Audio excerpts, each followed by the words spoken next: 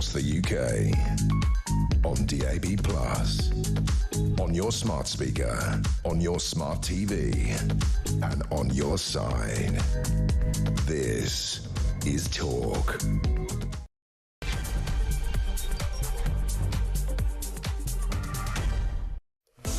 I'm right back from the Royal Enclosure at Ascot. Look at this. That is now. I was told this is an 8-inch hat, but I think it's at least double eight inches. Yeah, it must be 16. Yeah. There's no way that's 8. No right. way. No, that's no. about 8 inches. 8 is about 8 is about half that.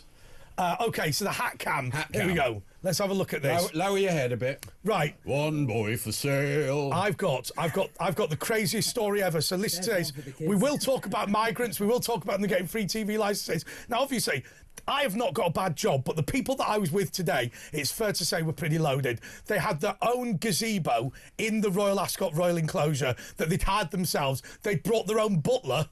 There was the spread was from Fortnum and Mason. Next, unbelievably, one of my friends, my former flatmate, he has his own vineyard in France, and he had the champagne brought in from his own personal vineyard. Nice. And then at the end of it, he said, "Andre, do you need a lift back to London?" And I said, "Yes." We got into a car, Bentley, amazing, and we're driven to a helipad, the Royal Ascot helipad. When we got in, a Westland Augusta helicopter for 6, and was helicoptered back to Battersea. It looked like Blue Thunder, if you remember that. That is TV crazy. series. Ash, do you ever feel like you're hanging around with the wrong people? Yeah, I mean, how do you get to hang out with those people? Like, yeah, what do you do? I wouldn't even know how you meet someone like that. Do you know, I know them all off the university debating circuit. All the geeks are rich now, apart from me. Oh, so that's it. We've got to join the dear. debating circuit. I think they're a bit old now to do it. Well, age. hang on, what's talk? Yeah, that's Yeah, right, exactly. debating. Why haven't we got a helicopter? But this guy, do you know the reason he got the helicopter? He said, unfortunately, I'm supposed to be making a speech at my staff summer party. I'm going to be late for it, so I've got a helicopter to take me to London. I mean, like, who does that? You know, I do have to congratulate you for wearing a top hat at the correct height, because you know that there's an awful lot of people who wear top hats now where there's sort of these faux top hats that are sort of only so high. Vulgar, isn't it? Yeah, but they're not actually official. So I mean, this is more also, like this one just, it shouldn't push your ears, but it just does slightly. Just it rests on. Slightly rests on. That's supposed to be nestles on them. Nestling. But this hat, you probably don't have that problem though, because your hair. I don't know. What's amazing about the hat is I have that problem. That if you're watching this on TV, it doesn't fit in the screen. In the frame, yeah. No. Yeah, exactly. Yeah. It's a big old hat, that is. I was quite shocked when I But of course, I'm slightly surprised because you're quite the refined creature. You probably know that actually wearing a top hat indoors is quite uncouth. It is uncouth, except for the fact that when I arrived with an 8-inch top hat, the producers all said to me, you've got to wear... We should always have a hat for Phil. Yeah, there we go. Put Phil's hat on. Chuckles has said he doesn't want me feeling left out. But yeah. What was that? Come on. That was a Union... All right, so those listening on the radio have got no idea what's going on. Union Jack cowboy hat. I have got my own hat, you know. What? Howdy, Barter. There you go. Right, What is that? That is like a straw boater. It's sort of somewhere halfway between a boater and a Panama. Well, I mean, it wishes a Panama with a sort of Union flag ribbon around it. That's more Hull than Harrow. Call in. What's your favourite hat? 0344 499 1000. Tell us your favourite hat and any hat stories you've got. If you want to call us about your most interesting hat-related stories, well, who's going to come up with there's a lot, isn't there? Chuck, come on. The last time I was on this show, I had to wear a wig. Do I have to wear this? Yes. Yes. Yes. Yeah. Right. Okay. Fine. But you know, this is a serious show, and by the way, just to be clear, I didn't drink. I'll tell you what, we could have the hat cam. I'll leave the hat there for you to film if you want. Okay. I didn't drink today because I did want to come back specially for this show, and the reason I wanted to come back specially for it is because I'm so worried about what's going on in this country. And Phil, let's just ask you and Asher to comment on this. What is the latest news that we've heard? A Channel migrant on crutches easily evaded French police today and was able to cross the English Channel and break into Britain. We spend £500 million to try and protect our borders. There he is. He can't even walk. Now, I'm not being funny. you're talking about somebody now. You're not supposed to be an immigrant to this country if you've got a medical condition that's going to burden the taxpayer. Look at him. He can't walk and he's come into the country. But not for asylum. But hang on a second, but you're talking about an immigrant as in someone who goes to the legal channel, someone who I actually respect, who wants to make a better life for themselves. This individual you're talking about crossing illegally and entering the country illegally, breaking into the country illegally, and then expecting all of the benefits that come with that, because they know how much of we can give them a better life. We are. What percentage of migrants in the past 5 years rather, have said that they've come to Britain in order to work? I actually genuinely don't know, but 14%, 1-4. It shouldn't be any. 14. And some of those will be lying. Those are people who've come here aspiring to work. No, those who actually and that want is the total to do number. But okay, let me ask you this question. I can't believe this is going on, but people genuinely, I just feel like people are trolling us now.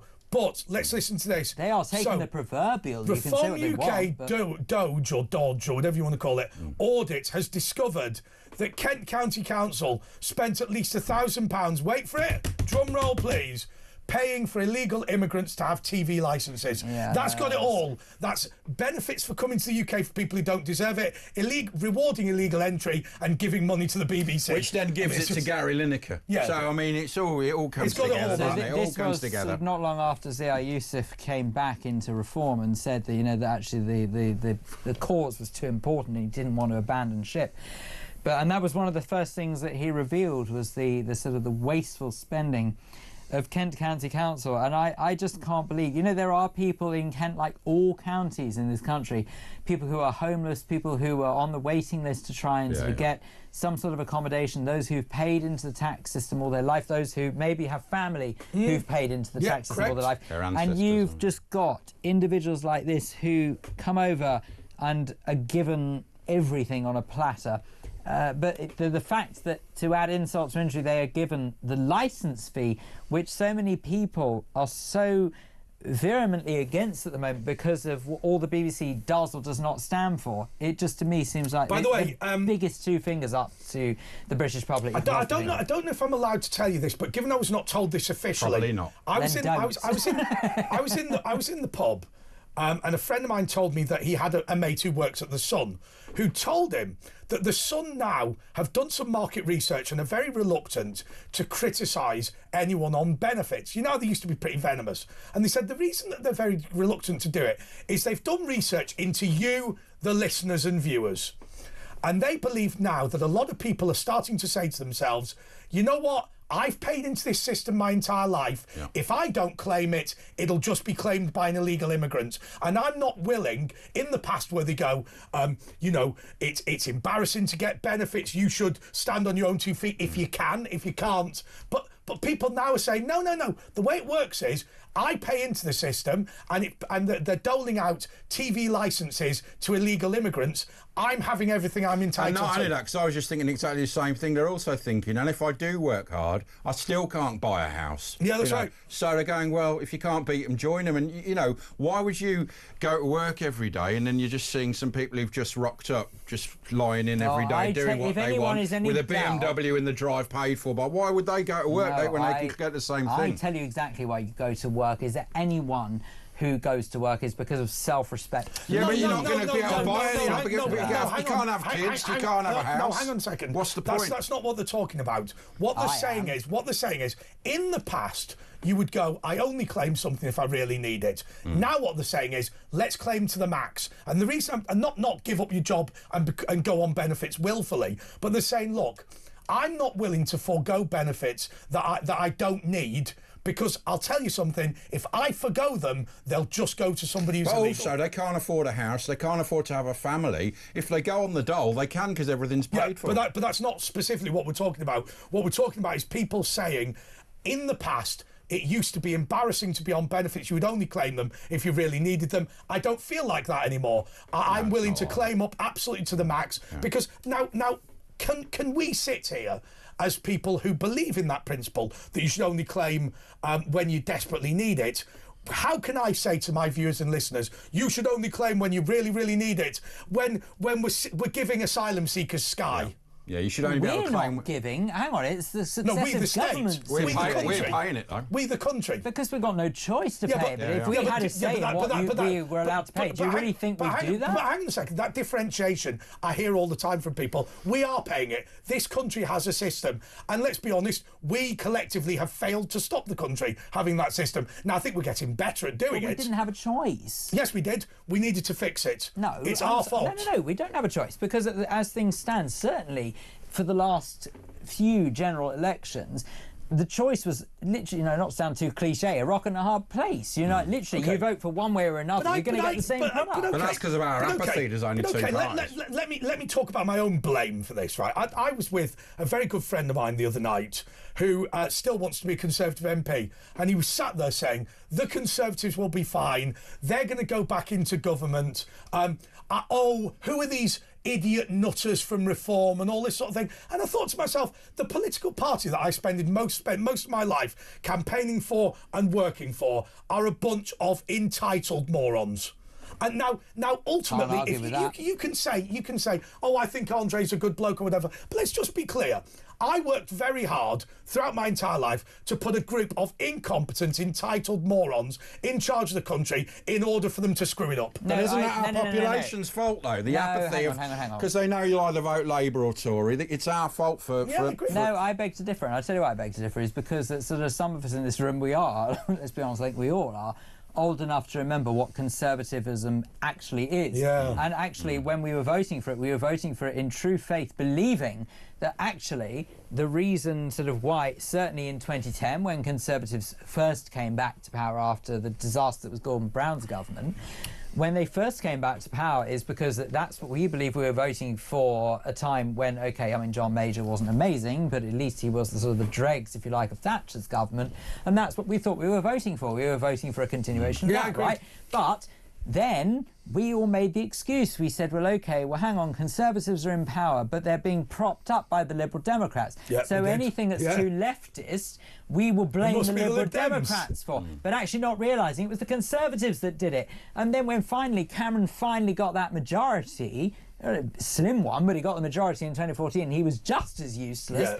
Then we said, maybe it's David Cameron. Then Boris Johnson came along and offered us a glimpse. Theresa May was a gap in stock. They all just carried on with Blairism. Basically, exactly, but it never stopped. So, of course, what we did was those who were Conservative sort of clung on to this hope that maybe Conservative values would come back. Can I throw out something that I think we've all missed a trick on? Now, look, there will be a debate, and I'm being deliberately provocative, as to whether we're the architects of our own destiny or whether, as Dave says, it really wasn't our fault. But it doesn't matter. It's purely... Phil Dave, sorry. Yeah, don't call his surname. Walker. But here is the other thing that I think we've all missed up until this moment.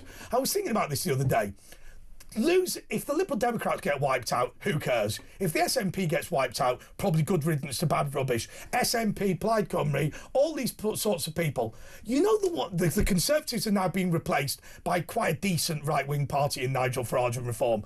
I actually think the biggest disaster politically of them all is the way that the Labour and trade union movement have been captured by the net zero reform, communists, trans rights people who have what my friend describes as luxury beliefs. But you could actually say that about all of these parties. But I'm saying it specifically about Labour because I think that Labour was established as a means to get ordinary working people a voice in Westminster. Originally, yes. Even though I couldn't stand the idea of Michael Foot, that's basically his thing. Which is why the hijacking of Labour is by far and away, in my view, the worst of them all. Because the one ladder of opportunity where you could go from the shop floor to Westminster has been kicked away. The Conservatives never provided it. The Liberal Party never provided it. Plaid Cymru, the SNP. Well, John Major was working class. Thatcher grew up above a shop. They were grammar school people. They weren't private school people. Still. the number of Conservative MPs who hadn't gone to university, a tradition is about 4. But they were grammar school people, weren't they? Not like now where they're all private school again. It's gone back to that. But I think if we had a priority, academy, like maybe years from now, we'd say, academy school. If we had a priority here, what we need to do is find a way to get the trade unions to be trade unions again. Now, I appreciate they were hijacked in the 80s, 70s and 80s, but actually that wasn't the majority of them, and there was a very specific problem that could be dealt with by legislation. I remember I debated a trade union boss the other day, and he was talking about industry being sent off to China. And I explained to him the reason for that was high energy costs, net zero, which his trade union supported. And by the end of the debate, I was advocating for British industry for his members, and he was advocating for crazed net zero. Hang on, you can't tell me people like Lynch and what have you are obsessed with net zero. They're obsessed with middle class issues. No, I think they're military unionists, but I just don't... Militant, not military. I beg your pardon, militant. Sorry, they're militant. Military, but militant unionists. But they don't really. I don't believe that they have unionist issues at heart. I think they use they almost have it as a guise, if you like. Okay. So thinking out loud, there, I do accept that when you're talking about the rail unions and people like that, they might be slightly different. But the vast majority of trade union bosses in this country are fully signed up to the pro-EU, fully signed up to the net zero, fully signed up to the net zero is not in the interest of someone who's trade union. Of course it isn't. But wasn't it Miliband's fault when he changed the way the Labour leader is voted for? He brought the trade unions and he beat his brother, and that was a pivotal moment in the change of the Labour Party, because the trade unions had them by the short and curlies, didn't they? Yeah, absolutely. No, let's see if I can find... I think the trade unionists, they have the government over a barrel because they know how to hold the country to ransom.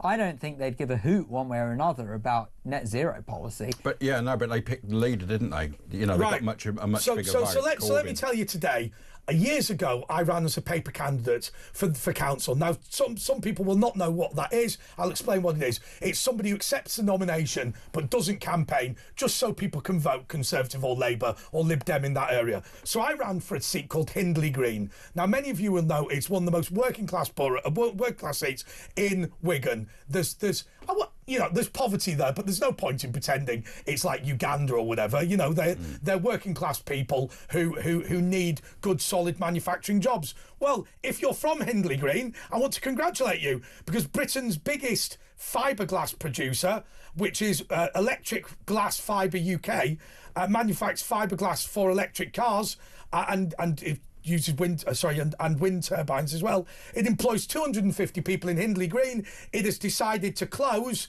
It confirmed it yesterday, and the reason it has decided to close is because electricity in Britain is the most expensive in Europe. Yeah. Or next.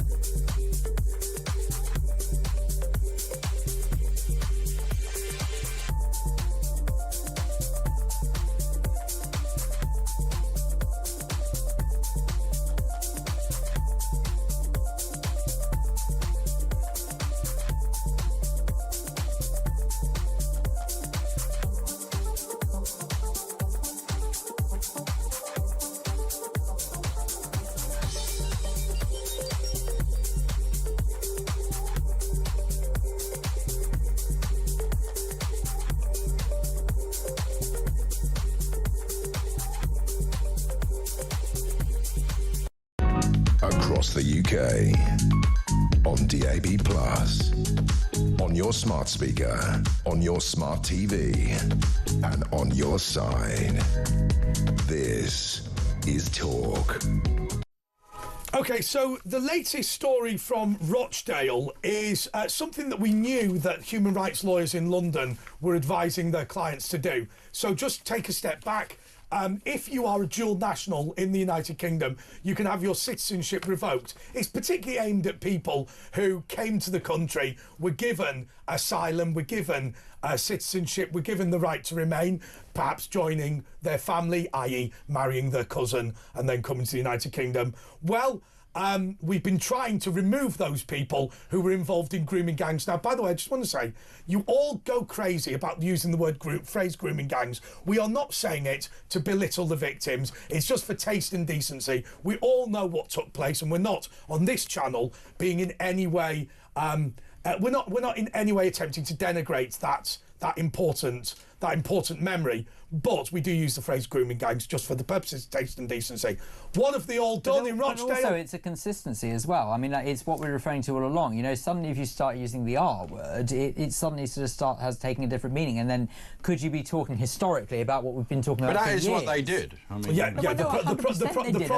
I'm not trying to soften the blow. The problem is if we started using, well, if we called them rape gangs, there's no harm in us doing it later on. But if we consistently did that, then Mike Graham has to in the morning whilst your kids are listening and all this. So we use grooming gangs just to be consistent across the channel as well. Okay, it's because we're decent, they're not. With that in mind, I just want to say to you that we have now discovered for a fact that human rights lawyers are telling their clients to renounce their Pakistani citizenship before we get the opportunity to take away their British citizenship. And under UN rules, you can't be left stateless. Now, I refer you to His Majesty's government versus Shamima Begum, where His Majesty's government argued that the fact that you are entitled to foreign citizenship is in of itself grounds to consider you a dual national. So I think what we should do is let these guys renounce their citizenship and stick them on a plane to Pakistan anyway. Well, why didn't Shamima Begum do that if it works? It obviously no, she never claimed a citizenship. So, right.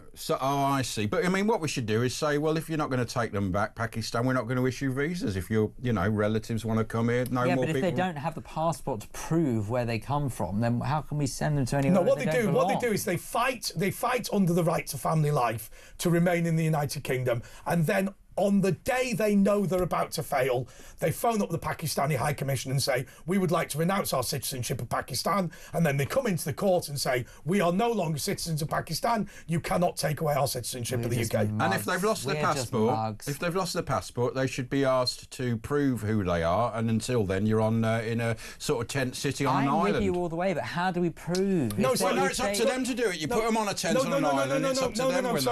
But we can't send them anywhere. It's got nothing to do with proving anything.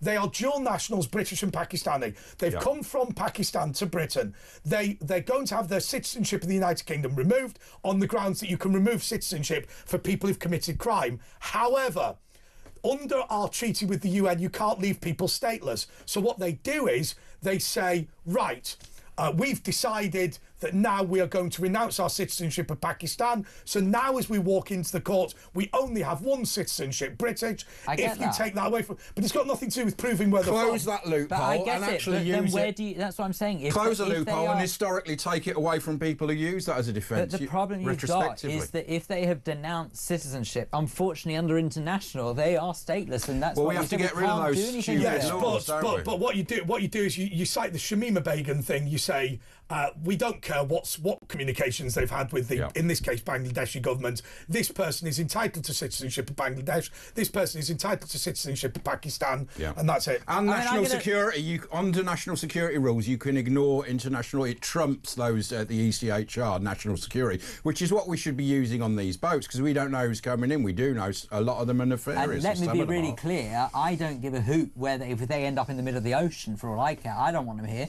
I don't want anyone who's been convicted, who's a foreign national, of being convicted of anything heinous. I don't want anyone, frankly, who's a British national is convicted of that sort of nonsense either.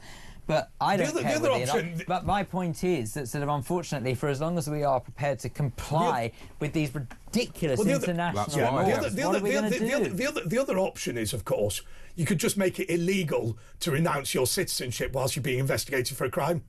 And just say, well, you're locked up until you lock them up until what you could do is, no, you couldn't do that. Actually, thinking out loud, because they could still ignore you. What you do is you say, we consider it to be the day you were arrested. If you're a dual citizen on the day you were arrested, renounce what you want. That's different, because then you've got categorical proof of where someone comes from. But if someone has denounced citizenship before they've been charged with anything, then how can you even prove where they come from? But with respect, that's not the case here. These are people who've come from Pakistan, they've been convicted of grooming, and on the day they're about to be renounced, about to have their citizenship of the UK taken away from them, they renounce their Pakistani citizenship. This has got nothing to do with people who are burning documents. Well, legislate for it then. Yeah, well, I think the obvious option is to do what they did with Shamima Begum, which is to say the fact you're entitled to citizenship of Bangladesh or Pakistan, we consider that to make you a dual citizen. Dual national. Yeah. That's the way to do it. It just makes me sick, honestly. The fact that we even have to discuss it. Why is this even a thing? Why are we sat here on a British national station where we have to even discuss it? It shouldn't even be a thing that we have these cretinous... Because we've got spineless politicians and isn't even a strong enough word, but you know what I'd like to use. But these revolting, disgusting excuses of human beings, why are they allowed in this country? Because they're enabled by our useless government. Because we want to destroy the United Kingdom. We never had that. We never... I just remember once... OK, it wasn't perfect, but a once considerably more beautiful country than we are in now. Oh, yeah. No doubt about that. OK, well, let's just roll on to this. I mean, I don't know what you're going to say, Phil, but I'll tell you what I'm going to do. Why not? Yeah, I'll read it out actually, but I do want to talk about it after the break as well, because it's so important. An Afghan migrant has tried to defend his rape of a 15-year-old schoolgirl by citing cultural differences and a language barrier. Nadek Nikzad, it wasn't that hard to pronounce, entered the UK illegally on a small boat in 2023, and later that year subjected the teenager to a terrifying sex attack in broad daylight in Falkirk town centre. Nikzad will serve 9 years in custody, so he goes to court and he says, you can't convict me and put me in jail because I'm an Afghan, therefore raping a 15-year-old's part of my culture. And in any case, when she was screaming, I didn't understand what she was saying. Well, that shows they're not, they can't work in this culture. A disinterest in British. It sort of proves why you can't have people like that in this country, because it's part of it, and they're not going to just change. You know, if he was told that, would he have done? He's just used it as his excuse and his defence. Because he's been allowed to. Well, if he says it, a defence lawyer has to go with what he says. And they've used it. But the thing is, ignorance of the law is no... How is that? That it's meant to be ignorance of the law is no defence. But it obviously is in this case. Well, so that's, what's going on there. It's not a defence because it was dismissed by the court. But bluntly, this guy's attitude is... Look, I didn't come here to be British. I came here to continue to be Afghan. And in Afghanistan, if a girl doesn't wear a burqa, she's a white slut, and we can do what we want. That's what he's saying. He's not saying it explicitly, but that's what he's saying. But he's saying that cultural differences. Well, the cultural difference is if you don't wear a burqa, I think I have a right to rape you. That is and the age of consent as well, where you can get married at to 12-year-olds and people like and that. the rest, with father's permission, it's 9. But do you know what? The age of consent in Saudi Arabia is 9. Even with all of this. Oh, I wished I could use the words I want to use. Nonsense. I'm going to say nonsense because it's radio. I'm being polite, right? Nonsense. If you put all of this nonsense to one side, right? The bottom line is, all this does to me is it proves that multiculturalism doesn't work, right?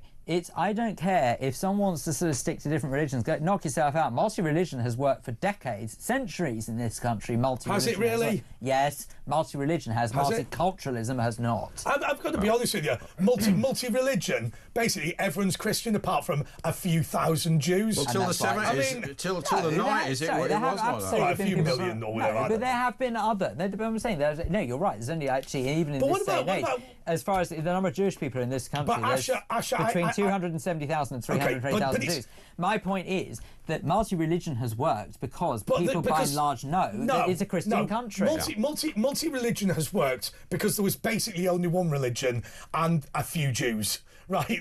Anyway, and others. Yes. Were there? In 1939, there's a few how many Hindus others were there? And Sikhs. There was a few. There was a few Hindus and Sikhs. A few. All right. By the 80s, Chinese as well. There was Chinese. Let's be by clear. the 80s, there were quite a lot of people who followed Hinduism and Sikhism. Probably more than there were Jews. At some point. Before 1700, the total number of immigrants to the UK was 1,000 a year. Yeah, it was like 1%. I get that, but we're not talking about that. After 1700, because lots of Jews arrived, it went up to 7,000 Sorry about a year. that. I was going to say, it has to be our fault somehow, right? No, but it's gone up to 7,000. It's now 7,000 a week. Jews? No, it's not. No, 7,000. That's leaving. Yeah. Sorry, I didn't say that. 7,000 people per week. There used to be 500,000 Jews in this country about 60 years ago. It's like half that now, which is interesting. But a lot of people have willfully moved to Israel, or just left. And other countries, not just Israel. Yeah, but most Jewish people I know who've left the country. Oh, so that's everyone then. Well, no, I'm not saying it's everyone. Nor am I saying that 7,000 Jews a week arrive. Yeah. I was talking about immigration I know, general. I'm talking about the 7,000.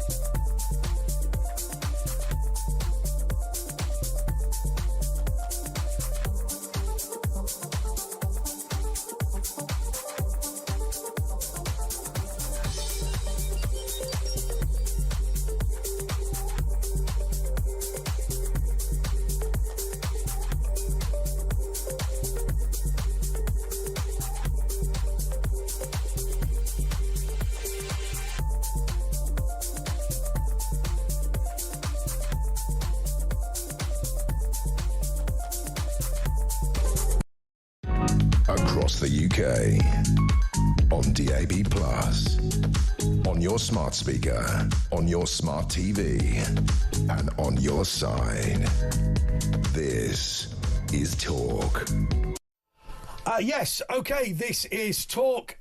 Okay, well, what about the fact that now... Oh, my God, I can't believe this. Right, because I was at Ascot all day, I didn't read this list. Do you remember I thought that was the first thing that fell out of the wardrobe. Do you remember we were saying earlier that on this list is, should we discuss this, benefits have increased to £16 billion a year, £18 billion a year. Should we have a go at people on benefits after everything we've just said? No, why not? No, do you know what? Sorry. Also, I can't go figuratively rather than literally guzzle champagne all day in the Royal Enclosure Ascot, get a helicopter to work and then go, you lazy work-shy scroungers. You're working. You do get a helicopter. Look, do you know what? It's honestly, this is not about having a dig at people who genuinely need state support. And for the record, I'm all in favour of that. So, to anyone... Well, they're actually suffering because there's not a big enough pot for them because people are, swinging their lead. But I'd argue for anyone who, and believe me, by the way, on this show and other shows in the past... Anyone wondering what I'm popping, I've got some ibuprofen because I don't know if you know, my feet are very unusual shapes and having worn shoes all day, I'm injured. By the way, can I tell you something else about the judge. Can I tell you something else about Royal Ascot? If you've been at Royal Ascot, does that mean you've got gout or something? Because that's quite an upper class disease. I've got gout, It's like Henry VIII. Okay, right. You've been hanging around with too many upper classes. Listen. Yes, I couldn't eat the duck liver parfait because I had gout. But I observe that you're wearing a name badge that says Andre Walker Esquire. Yeah. So you know you get a title for being a member of the Royal Enclosure. What's your title then? Esquire. Isn't everyone a squire? No, you're not. It's supposed to be. I've been deemed Esquire. It's supposed to be it's supposed to be an untitled gentleman. But Esquire, what I would always say about Esquire is, obviously, it's not regulated by the government who uses it, so you can just use it. Yeah, but really, normally, it's graduates of Oxford and Cambridge University, people who've been called to the bar, i.e. the barristers, people who've gone to the Royal Enclosure and a few others. But anyway, but I'm the Honourable from the United States of America anyway. Right. I wanted to read this to you. Well, there's something. I wanted to read this to you. Trophy... Are you sure you're Honourable? He's got about 18 titles. I'm a title hunter as I'll be. Do you not know? He's a colonel in Kentucky. I'm a colonel in Kentucky. Just like Colonel Sanders. KFC. No, so Harlan Sanders was the most famous recipient of the colonelcy. He's the second for famous. Chicken frying. But you get the recipe because you're a colonel. Okay, right. So let me tell you. Let me go through who presented trophies today at Ascot. See what you think. About KFC. Right. Okay. So in the King George Stakes, it was their Royal Highnesses, the Duke and Duchess of Edinburgh. That's Edward, isn't it? Yeah, Edward and Sophie, the Britannia Stakes. It was David Howden CBE, who's one of the most senior people in racing.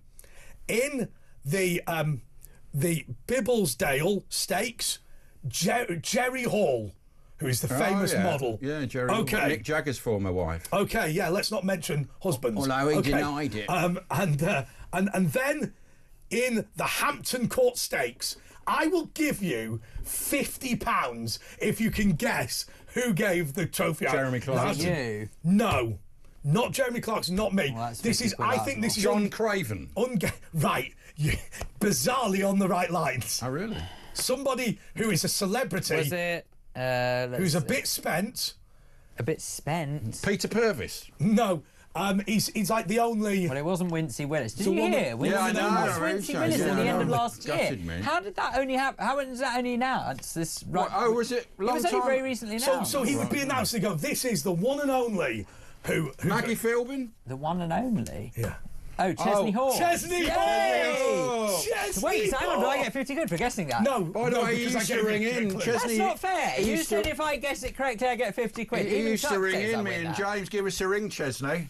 I'll give Oh. you 50 quid if you want. Yeah, no, that's all right. I'm not that desperate. So it's fine. So Chesney Hawkes. I mean, I'll be honest with you. If I get Saying take it. the Duke of Edinburgh, the Duchess of Edinburgh, the King, the Queen, Jerry Hall, or Chesney Hawkes, but the other thing that was great was little did they know, but in one of the races today, Aaron Banks had a horse, and if it had won, the King and Queen would have had to have given Aaron Banks the trophy. Now, I've never had a conversation with the King, nor have I had a conversation with the Queen, but how much do you think they like the biggest donor to Brexit and UKIP? I suspect that they're not big fans. But the Queen was pro-Brexit, wasn't she? Yeah, but she probably wasn't Farage pro-Brexit. She was probably more Jacob Rees-Mogg. Nigel Farage. And to be, that yeah, but to be Farage. fair, wait, hang on. Are you talking about Her Late Majesty or Queen Camilla? Yeah, her late man. Either. Yeah, oh, I see. Because, no, I don't. He was Believe, I talking- don't believe Queen Camilla was necessarily pro. Oh, but, no. so Queen Elizabeth II was definitely a Brexiteer. I would have thought so, but that's primarily because Her Late Majesty probably remembers how good this country was before all this. Yeah, why would you want to... I mean, if you're going to... But so does Charles. But hang on, if Britain is going to cease to be an but independent... you know the if king has Britain- always been a rebel. If Britain is going to be an independent... It's going to cease to be an independent country, one would assume the person most vehemently against it is the person that owns the country. I mean, that would Yeah, to but me... you'd think he'd be the defender of the Church of England, but he's not. You know Oh, what I no, mean? he's- He's a real... like you say, he's a rebel. defender of the faiths. I loved the way in debating there's always what we call a causal link thing. He used to go, "Hey, talk to my flowers and they grew better." Right? Do you know why they grew better when he talked to them? Because he was blowing carbon dioxide on the leaves. by Or talking either to that, them. or I just believed he spent a small fortune paying gardeners to do the hard work. No, he was in. No, it's definitely true that if you blow CO2 all over your plants, they will grow better. But of course, what he says is, I talk to my plants and they grow better. No, you're breathing carbon dioxide on them. The fact you're talking is neither here nor there.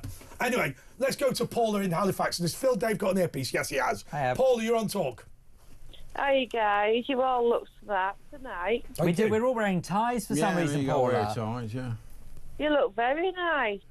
Especially you. I mean, to be honest, it's only Andre who actually went to Royal Ascot. Mind you, actually, you've had an event to go to this evening. This is just what I wear in my normal day-to-day life. I just haven't had time to change into my show gear. Yeah, defendant. Yeah. Okay. I was just desperately hoping someone would notice me. All day? Yes, I was. Yeah. I've been there. Well, not all day. I'm here now. Have you pulled? Put your hat on. Why are we talking about Ascot? Put your hat on. Have you pulled? What have I pulled? Did he pull? You pulled? Did I pull? Have you pulled a bird? Do you know what? No, I didn't. But I will say one thing. There was some. My mate said I was a bit of a pervert because there was some tasty birds in the gazebo next door, but they were about 19. I thought, come on, TV dividend, right? You've got to be able to pull a bird off your age, haven't you? No, we'll just don't get this on Harley gloss over that.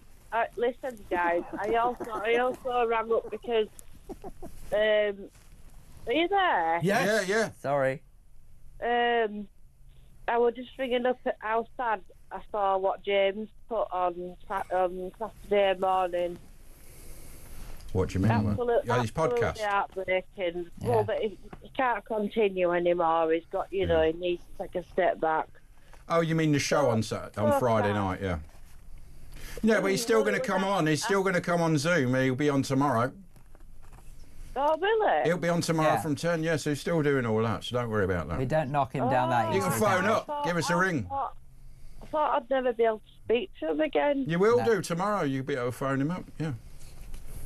Oh, I'm ringing tomorrow then. Yeah, you feel better now. Tell Chuck I'm at number 1. You are actually at number 1. Do you want to talk about anything we've talked about? No, well, actually, yeah. Well, there you go. What do you want to talk about that we haven't talked about? Oh. No, do you know what, Paula, whilst you've mentioned the subject of the living legend that is the whale, let's be very clear. I know he's just honestly one of... He'll kill me for saying this, but I don't care, like, whatever. He's just one of the nicest guys ever, and, like, genuinely just... I know. I thought you were going to say he's just one of loads of others, so don't worry about that. He's one of the most amazing individuals ever. And honestly, he'll go nuts if he hears me saying that, but I don't care. I'm just saying how it is. He really offended somebody once, and he came and he went, "You realise this is all just an act." Yeah. And I went, "Oh yeah, okay." Seems like he got upset. He'd upset someone. Kind to me.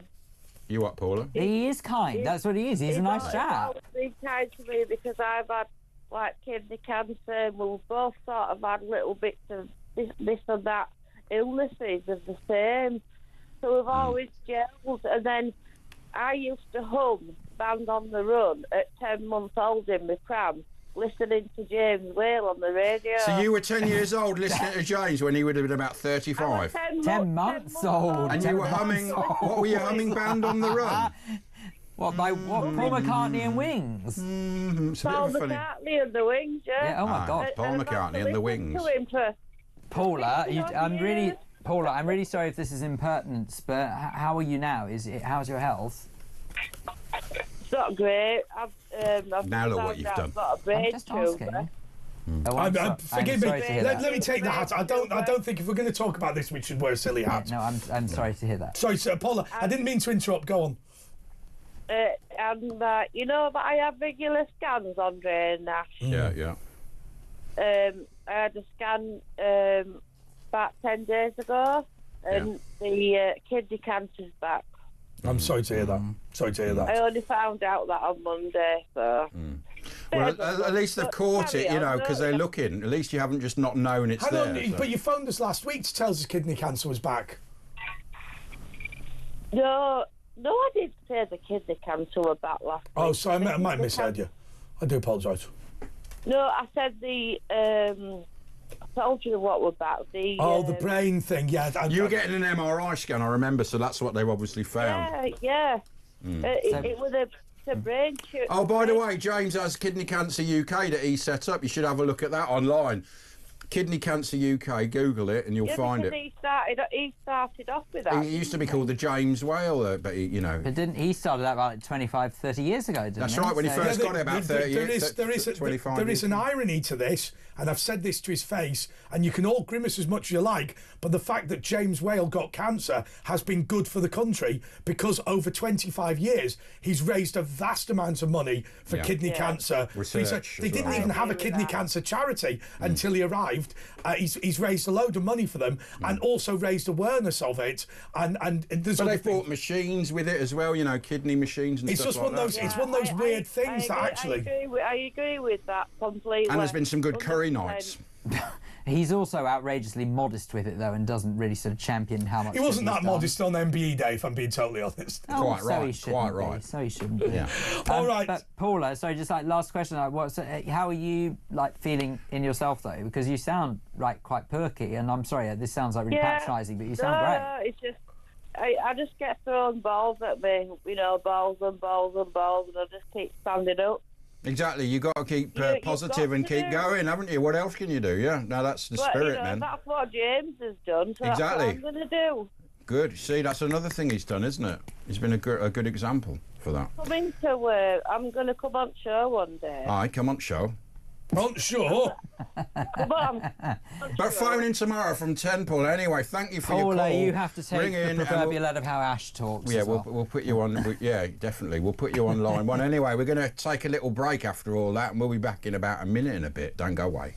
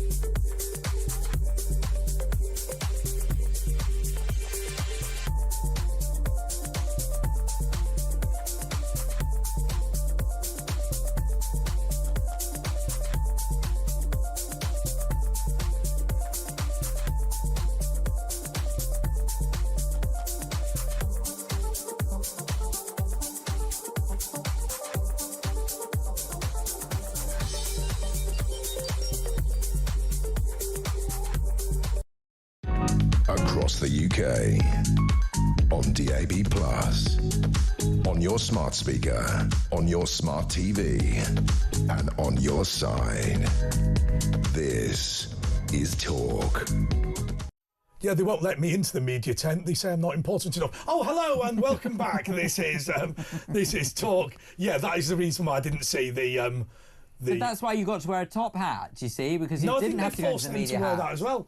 Now, do you want to see a magic trick? Yeah, go on. Oh, hang on. But what if people are listening to this? You have to tap it.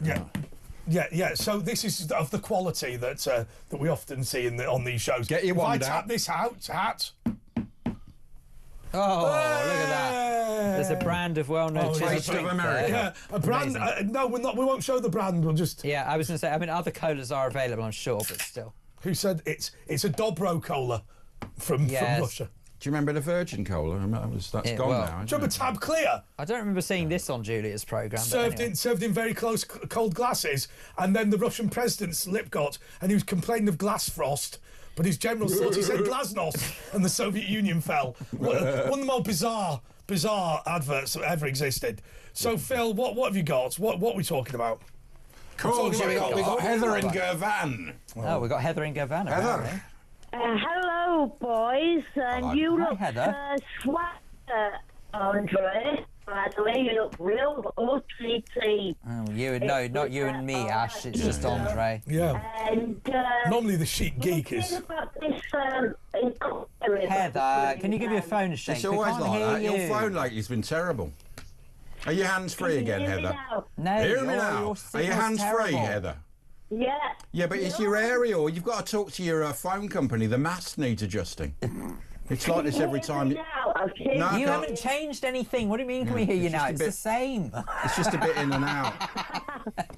It's because you moved up there and I don't have as good a signal. Look, call back, Heather. We'll get you back. We'll get to Grace in London now and we'll get Heather back. Hi, Grace. Hi. What's up? I was interested by you talking about how you said multi-religion has worked, but multiculturalism doesn't work. Yeah. Yes. And I would wonder about how we define those things. I think there's a point. You've got a point, but I think I would slightly disagree with the idea that everyone was Christian. I think actually a lot of people for quite a long time haven't necessarily believed in anything. But we had all the think- same culture, didn't we? I think actually, so I was winding Dave up, Phil Dave up in a sense.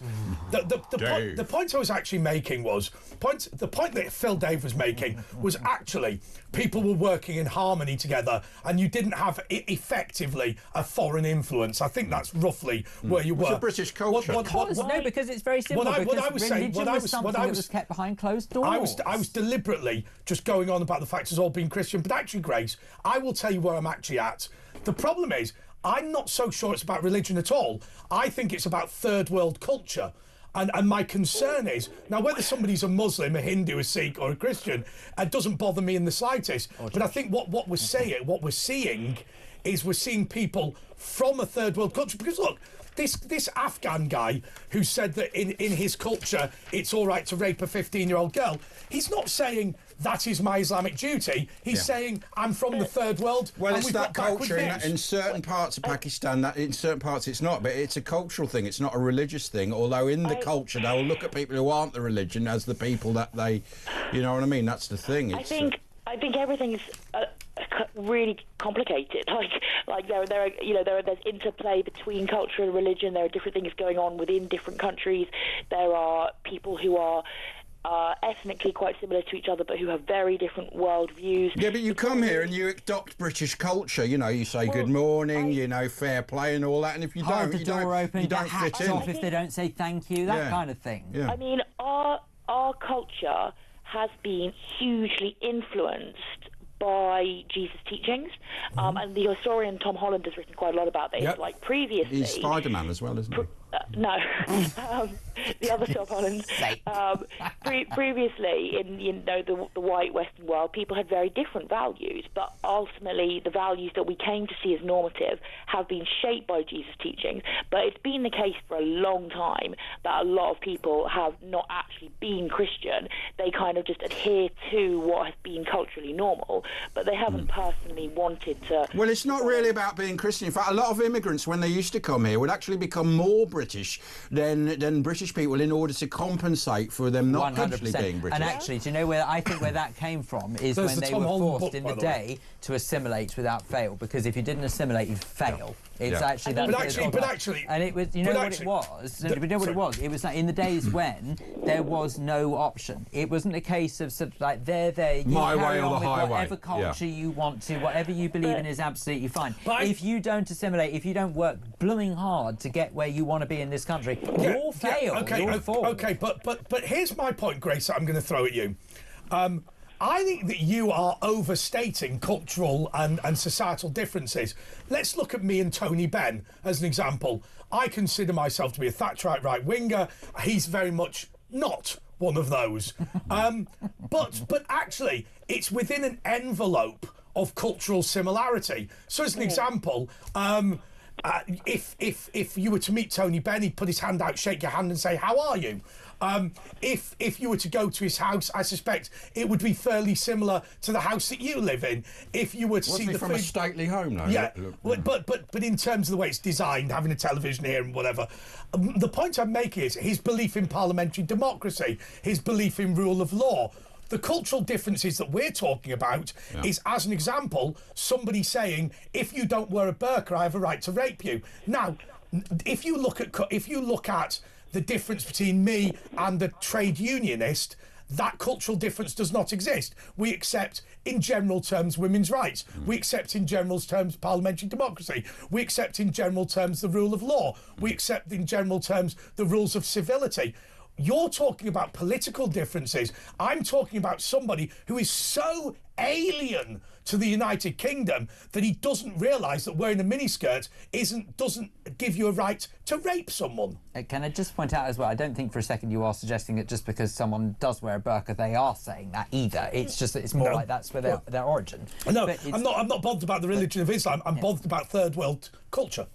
I mean, one thing we should really keep in mind is that everyone is an individual. So you can be living in a completely similar culture to Tony Benn or whoever, and have completely the same ethnicity and background, but end up with quite different views to some extent. But sorry, I don't accept this as an argument against the point I was making. I'll tell you the reason, Grace. So I'm not.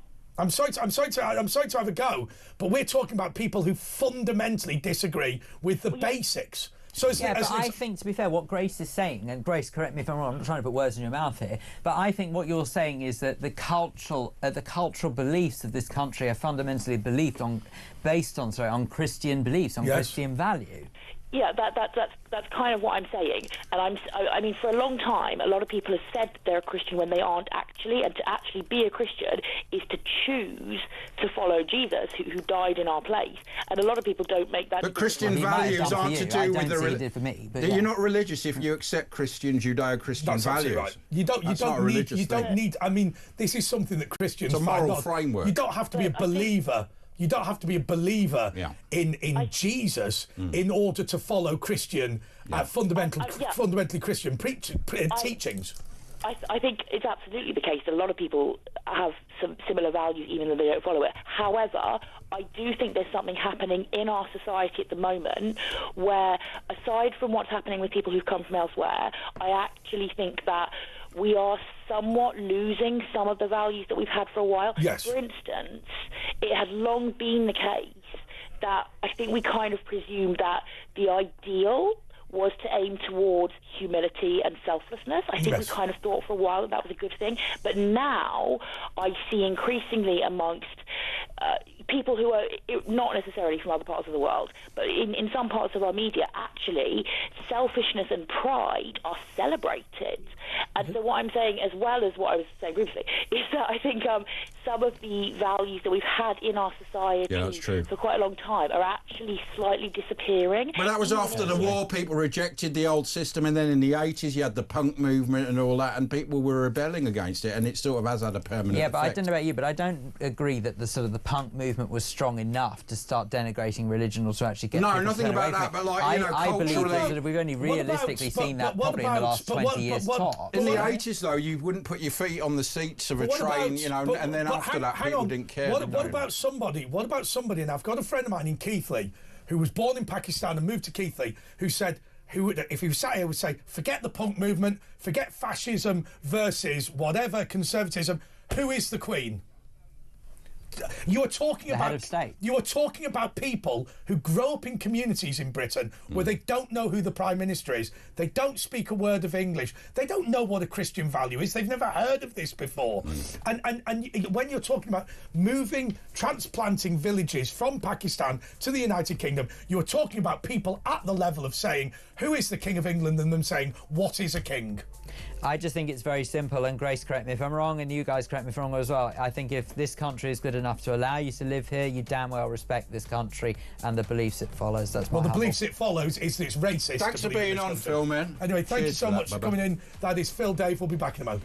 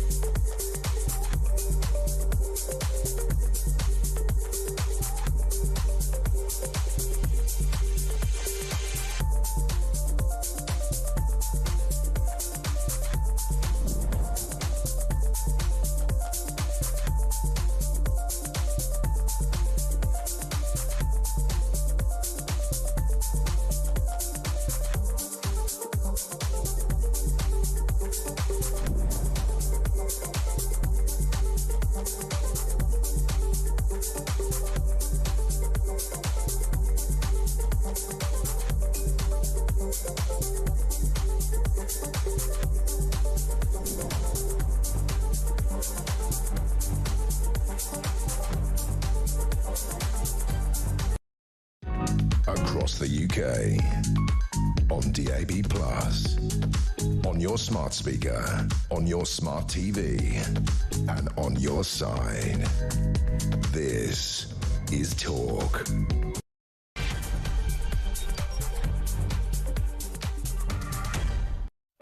This is the press preview with Andre Walker, Asher Gould and Pete Barnes. And look, before we go through the front pages today, Pete, you've just arrived and congratulations on your show, which is a fill-in show. You don't do it every single week or every single day, but congratulations, it was really good. But look, we were talking in the previous segment about multiculturalism, and I didn't want to repeat your comment knowing you were coming into the studio, but you argue that multiculturalism has been a success. Yeah. Explain to the viewers and listeners what you mean. Yeah, so basically what it is multiculturalism's central tenet is the refusal to accept the new nation's kind of culture. Yes. So by definition, it has worked. Yes. What people confuse about multiculturalism is this kind of melting pot. It isn't. It is actually the fact that you get to retain all aspects of your culture no matter where you live. That is multiculturalism. But that's not worked, has it? But by definition, it has. Yeah, it has. What are you talking about, Willis? No.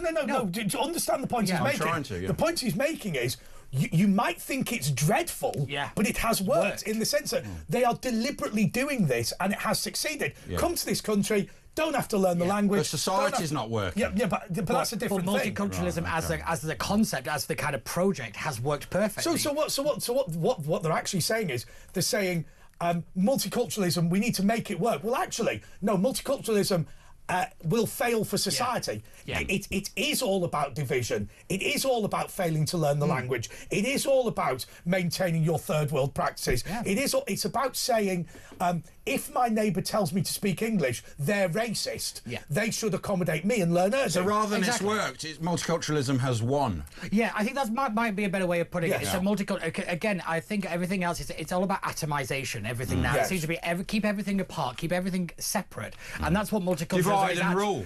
In a way, that's maybe the design of it. I mean, like you say, they're trolling us. We were talking before in the last hour. We're being trolled. It's like they want us to have a civil war or something. Yeah, it's one of these things. Go back to the conversation you were just having. What people confuse as cultural values are actually political values. So it's your views on minorities. It's not a cultural thing. It is also a political thing. Why have they done it? Do you think it was ideologues, or do you think they've done it for more nefarious reasons in that they want us to divide so then they can control us? So I think it's obviously a little bit of both, but I always put things down to incompetence rather than conspiracy, because most people I know in government and cowardice.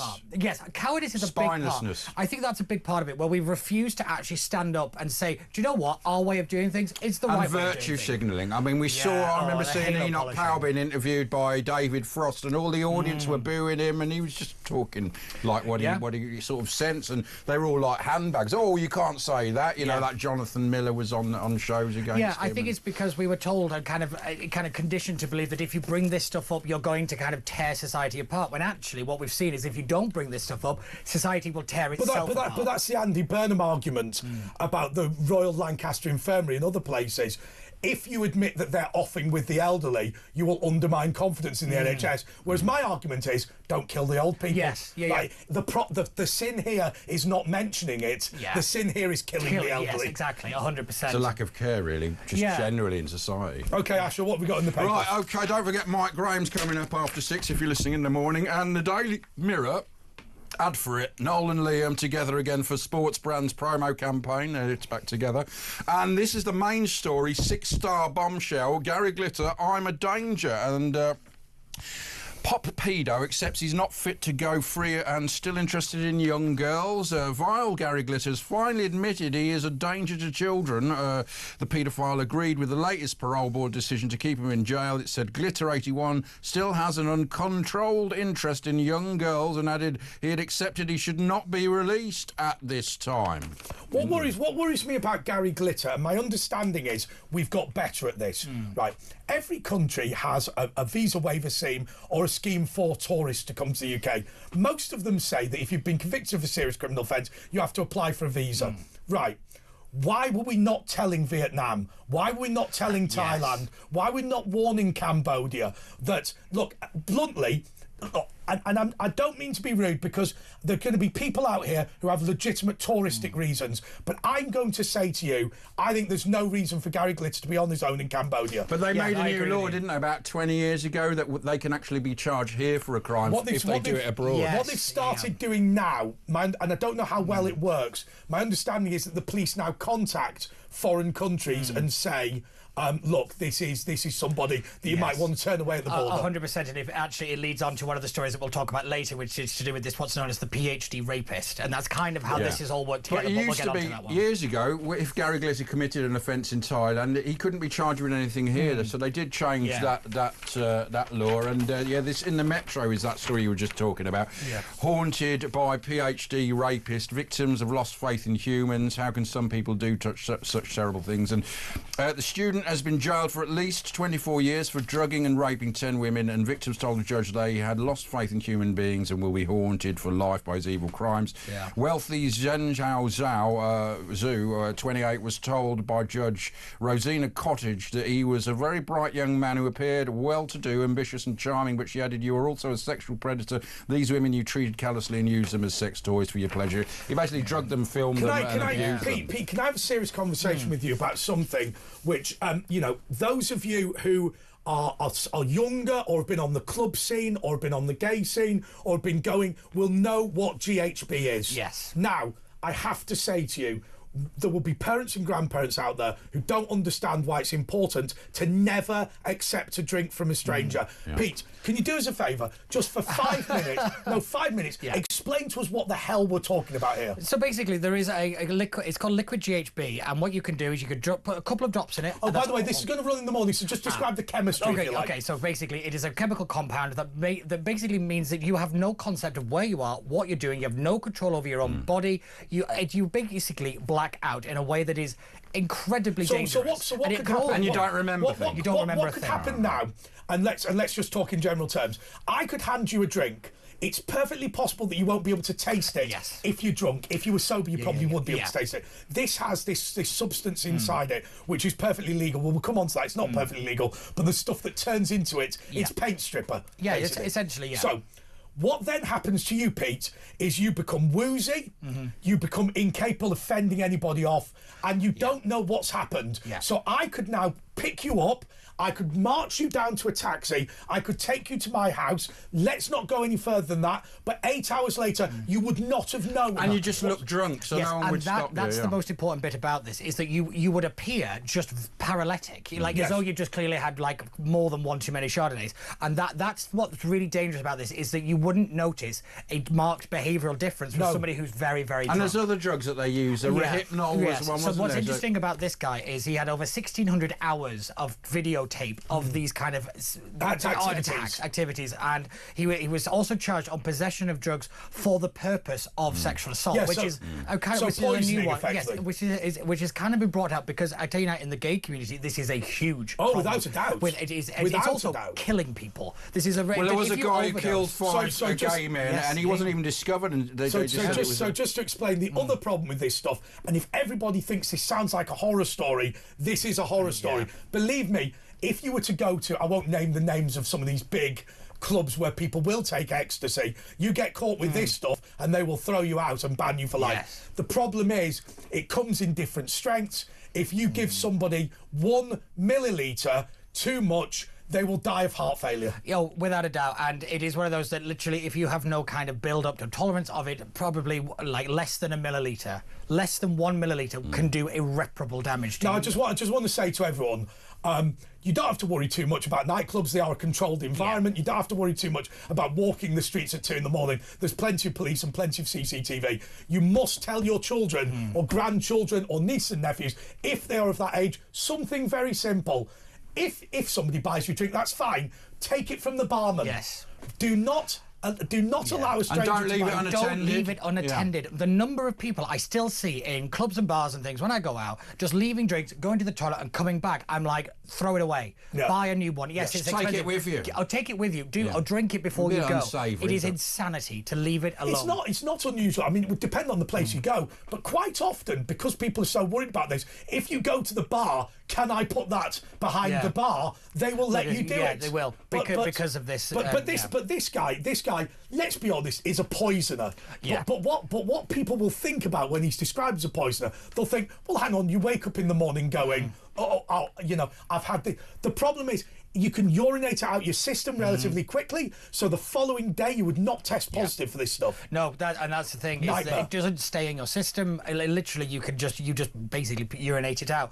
But what's interesting with all of this is also he used WeChat, so he used like an online, yet again another social media app. That's exclusively mainly for people in China, but you know, it's again using these social media apps to lure people to his place. He poisoned them with these kind of chemicals, and that is what he's doing. And yet again, we are seeing it replicated here in the UK and around the world. This is a mainstream problem now, and I don't think the public is really cottoned on as to how dangerous this is for a lot of people. And probably people are getting away with it because you don't realise, and sometimes it can go out your system, so you can't even know it's so you can literally just wake up in the morning and you think, I was just far too drunk. Right, next story, the Daily Telegraph. I'll give you last chance for deal. Trump tells Ayatollah Donald Trump. I don't think this is going to work.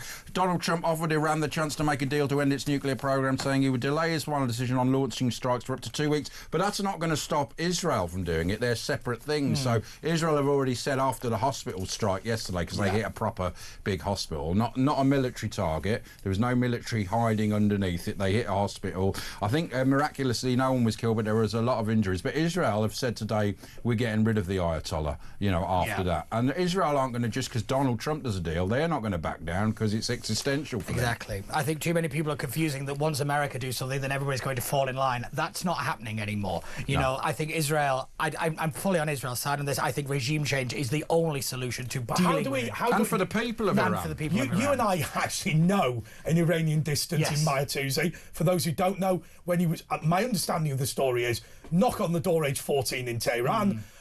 Hello, we represent the United Kingdom. You have all been granted political asylum to the UK. You are leaving now. And the family left. Now, why that is the case, I don't know. But he is very firmly of the view. Not his father, though. No, his father stayed and is still under house arrest, has been for... And actually hasn't been able to contact him for 4 days, by the way. I've seen it today, which is terrible news. Hopefully he's all right. So in the case of Mayatouzi, so first of all, Mayatouzi does not accept that Persians, as they like to call themselves, have a particular problem with the West or Israel. No. Not least because they were quite a Western-looking group of people.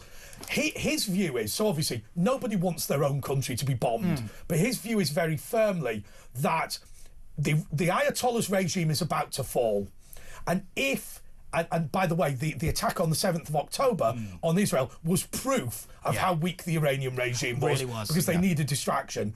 Okay, so basically, if everyone falls in behind Israel now, then there will be an uprising in Iran rather, and that will get rid of the Ayatollah. But it's not for us to invade. I mean, he's not against it, but it's not for us to invade. It's a case of, let's just prove, because he thinks that there's lots of people teetering on the brink who want rid of the regime, who hate the regime, who are sick of it. They were singing, you can stick your Islam up your bum at the FA Cup final. When they put Israeli flags on the street for you to walk all over, people were deliberately jumping over them because it's an insult to show the bottom of your feet. But do you agree that he's probably right, that it's about keeping up the pressure on the Iranians, but crucially, giving confidence to ordinary Iranians to take the government themselves? 100%, but from what I understand, a lot of the major players in the kind of next stage of the Iranian regime are looking at who is next. Yes. This is the big thing with regime the civil war that comes.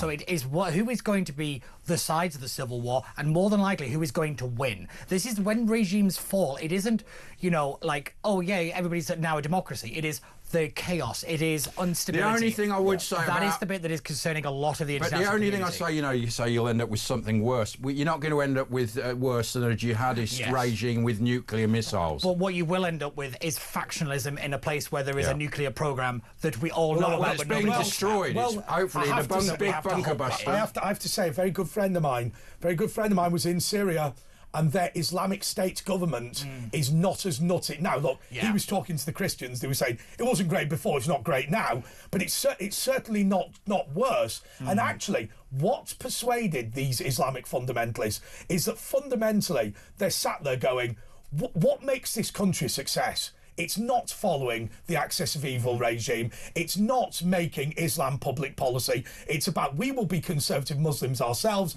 but we'll let the public get on with what they're doing. Yes, That's the solution. I think you're right there, but one thing I will say is that I think the West has to be a little bit more grown up than it is being at the moment. Is that the reality is that just because it's happening a very long way away, it doesn't affect us. No. Their missiles can reach into the UK already. But it's not so we just don't that. want them to have nuclear. It is, Iran for a long time have destabilised the international community just for the sake of their own stability. They need to keep the region unstable for their own support. The reason all of this has started to happen is because of the normalisation of relations between Israel and Saudi Arabia, which Donald Trump, when he was president the first time, all of that, the Accords, the Abraham Accords is the start of this, because Iran saw their own downfall. Because once Saudi Arabia and Israel started to normalise diplomatic relations, they're modernising Saudi Arabia, whereas Iran is not doing that. They were terrified of it, absolutely but terrified. But Iran could be like Saudi Arabia.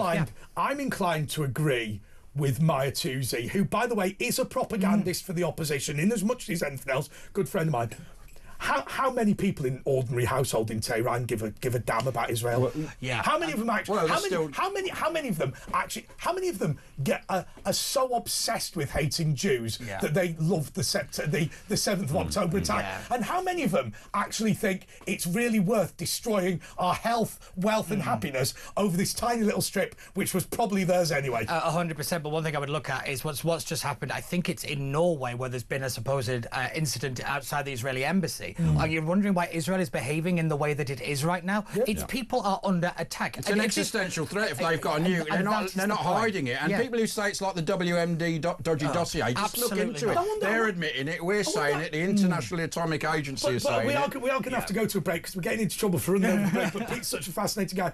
I wonder if Mohammed bin Salman, the de facto leader of Saudi Arabia, has spoken to Benjamin Netanyahu, the Prime Minister of Israel, directly, and he probably hasn't. Do you reckon he said, "Oh, I'm with my Muslim brothers, do not attack Iran"? Or do you reckon he said, "Get rid of that nutter"? A lot of the Arab countries, including Saudi Arabia, have been shooting down missiles heading to Israel. But the one thing I would also pay very close attention is to Vladimir Putin's reaction to this, because he has been one of the only few people in the world that has kept the Iranian regime in place. Because he's given up on them now, isn't he? And that's the point. They now feel isolated, but there is nothing more dangerous than a radical nation isolated and on its own. Yeah, I'll tell you, that's what Israel knew. That's why they got to get rid of it. The final thought before we go to the break is this. I think that is what they've noticed. They saw the Russians pull the plug on Syria, and it's because they're losing the war in Ukraine. Exactly. They need the kit. Now the Iranian people know the Ayatollah on his own can't survive. And the Chinese are pulled out. This is the pay-per-view. I appreciate we've gone slightly off topic with Andre Walker, Asher Gould and Pete Barnes. We'll be back with the front pages straight after this.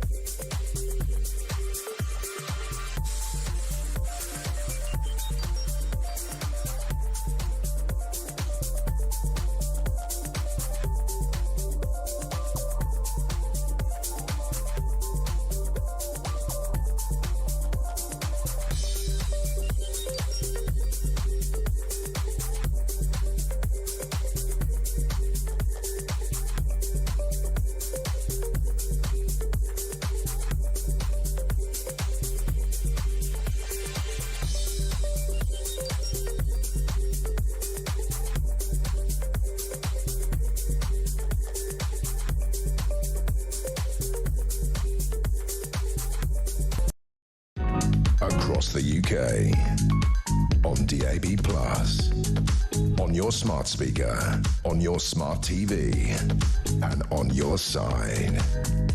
This is Talk. Yes, this is the paper review. We're going through the front pages with Andre Walker, Asher Gould, and our guest co-host and newly promoted presenter, Pete Barnes. Just before we go to anything else, so you've just done the one show so far? Yes, I have, yeah. Okay. Oh, you did the one show? Fantastic. No. I tell you right now, you were 100% right, Andre. You know, I've sat opposite. I've met presidents, kings, most shakes you can shake a stick at, but I sat in that chair. They go 3, 2... and I've never been more terrified in terror. my entire life. Yeah, I think I sent you a message saying you will know what terror is. You will know what terror is. Trust me, the amount of sweat that pooled at the bottom of my trousers. It's unbelievable. Are you sure that's what it was? I tell you now, it was. Well, not. Congratulations, and obviously, just to explain to the viewers and listeners, Pete is one of a number of people. I think I was the first at the station, but there've been a few since who've been a contributor and then promoted to presenter. So it'll start slowly to start with, and then eventually it'll build up. By the way, I'm being told that there was a nice message about Pete. Really? A nice message just flooded in about you. Just the one. Probably my mother. Tell Pete he was great standing in for Kev last week from Rachel, and she hopes to see you thank again you, Rachel. soon. I'll see where that is. His mother. Yeah, thanks, Mum. Okay, so to the front page. Daily Telegraph again. This is the important one. Labour MPs turn on assisted dying bill. Vote on knife edge as backbenchers switch sides and urge their colleagues to reject it. Labour MPs have turned against the assisted dying bill and in the 11th hour urged their colleagues to vote down the drastically weakened plan. The terminally ill adults bill returns to the Commons today, where it is set to become law if enough MPs backed it. However, today's vote is said to be on a knife edge after a series of controversies about changes to the bill that critics say weaken the proposals. The bill presented in November has been fundamentally changed. This is not the safest bill in the world. It is weaker than the one first laid in front of MPs. That's 100% correct. I have been a big supporter of the assisted dying bill, a kind of as a concept, but this bill is not what Explain. it is. So basically, there has been a watering down of the kind of, they've removed the judge element. They've removed certain, like, second... Watering down of protections, basically, yeah. Of the kind of protections to make sure that this hasn't been abused. Like we've seen it in places like Canada and others where they... Why have they done that? So they can abuse it? Well, it's interesting, really, because why they've taken the protections out when it was really, this was the main point of the argument, I don't really understand. What they should have done is added more, and then you could repeal later on. So presumably you're in a position which I think we all are. We all want to alleviate suffering. Yeah. On this side of the table, it's fair to say we believe the risks are too great in all circumstances to allow assisted dying. Happy to withdraw treatment, but the full sort of, this won't hurt a bit thing. I have to say, my argument against assisted dying is this. Officially, you're only meant to have an abortion if there's a significant risk to child or mother. And actually, we've got abortion on demand. I don't think has anyone ever met somebody who said, I went in for an abortion, they said no.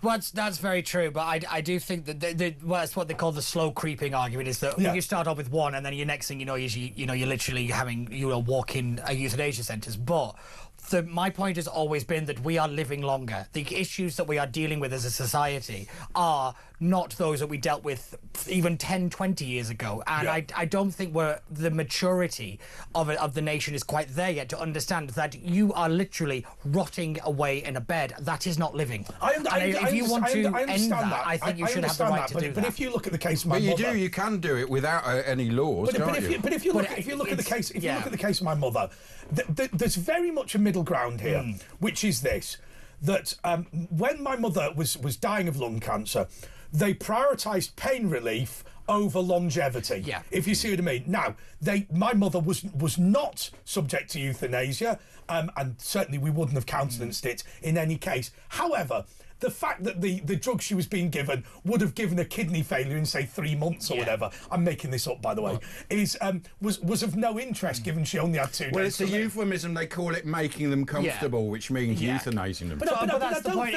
Is my point about the maturity is that we use phrases like that. When actually we should be brave enough as a nation to confront the reality. But once you open that door, it becomes other people can do it. But I just think there's an enormous difference between saying, we are not setting out to kill this person, but we are going to give them as much medication as they need to not be in pain. Yeah, right. And withdraw other treatment. But can you trust the state with the way the state is? And that is the status quo now. Yeah. People misunderstand it. People think the withdrawal of treatment. I mean, obviously, if you're sedated, you don't eat and drink, so that's gonna kill you. But by prioritising pain relief over longevity, effectively you have a middle ground where you're not killing the elderly, you're not killing people who are sick, but at the same time, you're not wasting your time trying to treat them. Exactly. Yeah, 100%. And I think you're right. That we do have to find the middle ground. What is very interesting is I obviously spent a lot of time in Westminster and around Parliament. Is that the maturity of MPs on this issue has been very significant.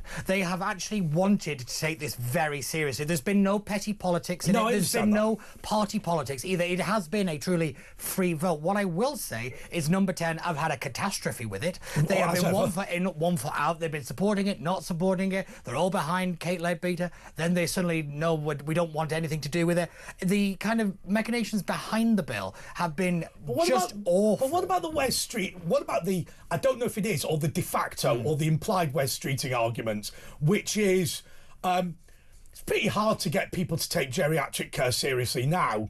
If these are the malcontents who refuse to off with themselves, what happens then? Because I could imagine elderly care being, I mean, look, I don't know if you've seen the Lee Infirmary, presumably haven't you, from Wigan rather than Lee, but we've all seen these pretty grotty geriatric wards. Bottom priority now. I'd rather save a 9-year-old who's got cancer than a 90-year-old who's... So I do accept that. But what upsets me is if it then becomes... oh, this is just where we park the religious extremists who've refused to have the lethal injection, then that becomes actually torture. That I agree with. What I find staggering is palliative care in this nation. The lack of money for it. The fact most of it is done by charities is staggering to me. I mean, we take no societal interest in this. Obviously, I do think it, again, is that maturity issue that we don't like to talk about death in this country. We're a very Protestant nation about that. Stiff upper lip and all the rest of it. But what I will say is that it's again the false dichotomy argument of it's either assisted dying or palliative care. Why don't we try both? Why don't we actually have a conversation about having both? Something, and maybe I'm going to get into an argument here. Mind you, I nominated James Whale for the MBE and he got it. I think I can do a lot of things and get away with it. But James Whale continually goes on and on about his support for euthanasia.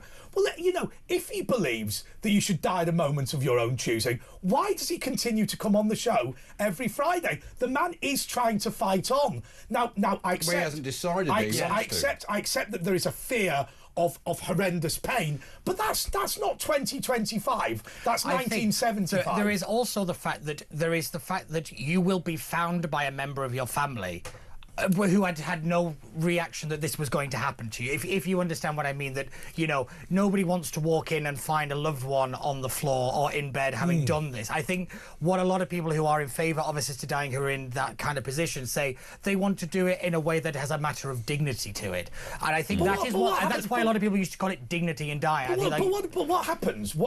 Just picturing it. There's the conversation. Look, Grandma, you're starting to struggle. Probably not worth doing the hip replacement. Also, we need to rent your house out. Yeah. But also, the other thing is, just on a human level, imagine it was your mum and dad, or I don't know, Asher, if your mum and dad is still with us, and your mum is. My mum is, my dad isn't. But okay. But if I walk up to my dad, what do? You go, right, let's all say goodbye, and then this nice lady's gonna give you a lethal injection. How does it work? I don't know. It's sort of how it works. It kind of is. They don't forget goodbye, Dad. Yeah, essentially that is kind of how it works. We go to these places in Switzerland, that have this way of doing it. Dignitas, you are literally going abroad. Yes. Right.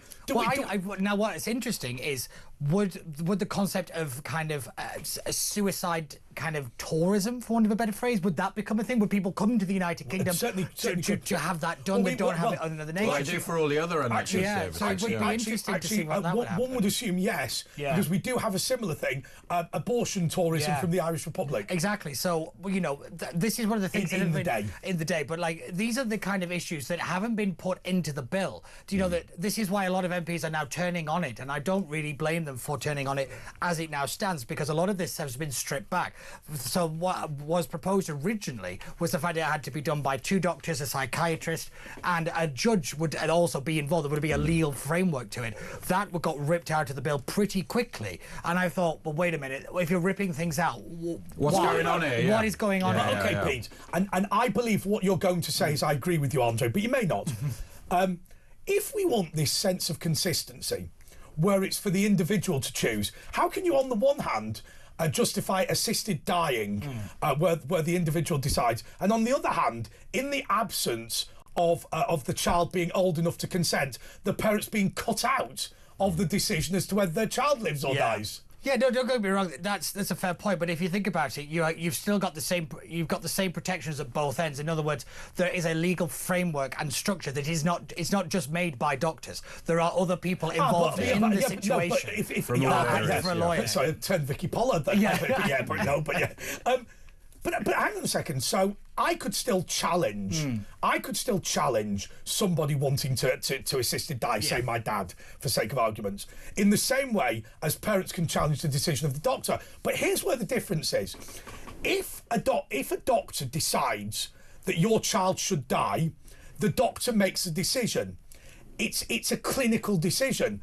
But if now under this assisted dying it's what your treatment ceases to become a clinical decision and it becomes your decision, and so we are in a ludicrous situation where we're saying that you can consent to kill yourself, but you can't consent to save your child. Yeah, but I think it's because what you've kind of forgotten is that the two doctors originally in the bill, but compared to how it stands now, originally the two doctors had to both come up separately with the conclusion that there was no cure in medical possibility, basically within a time frame. What the way that it was structured was that that triggers it. It triggers it was basically. So it wasn't just like, oh, I don't feel like it anymore. Another doctor can say we can cure you. But here's the problem. I think it was the kind of basis on but here's the big problem, right? This is the bit. So nowadays everyone's going, oh, do you know Jimmy down the pub?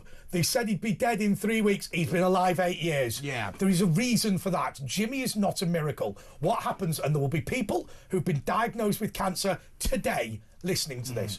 What happens is they say to you, here's how long you've got to live based on the treatments currently approved in this area by the National Institute for Clinical Excellence and the local NHS Trust. What they don't say, and rightly so, is look, Monday next week we're expecting a new treatment to come online which will give you 6 years to live. Because it's not fair to say to somebody, you've only got 3 months to live, but we think you can't say that. So then what happens is you get called back a week later and they go, this new drug's been approved which will give you 6 years. So the problem is, if you were diagnosed on, say, a Wednesday, and there's the fake Wednesday and a fake Monday, for those 4 days you have an incurable disease that is going to kill you in 3 months, and on the Monday you don't. That happened to Esther Ranson, actually. I think that's basically did what. So I'll tell you what. Let's hold that thought, because the gallery are going completely crazy about us running over time as usual. Can we go quickly to Heather in Gavan, because Heather reckons she's now got.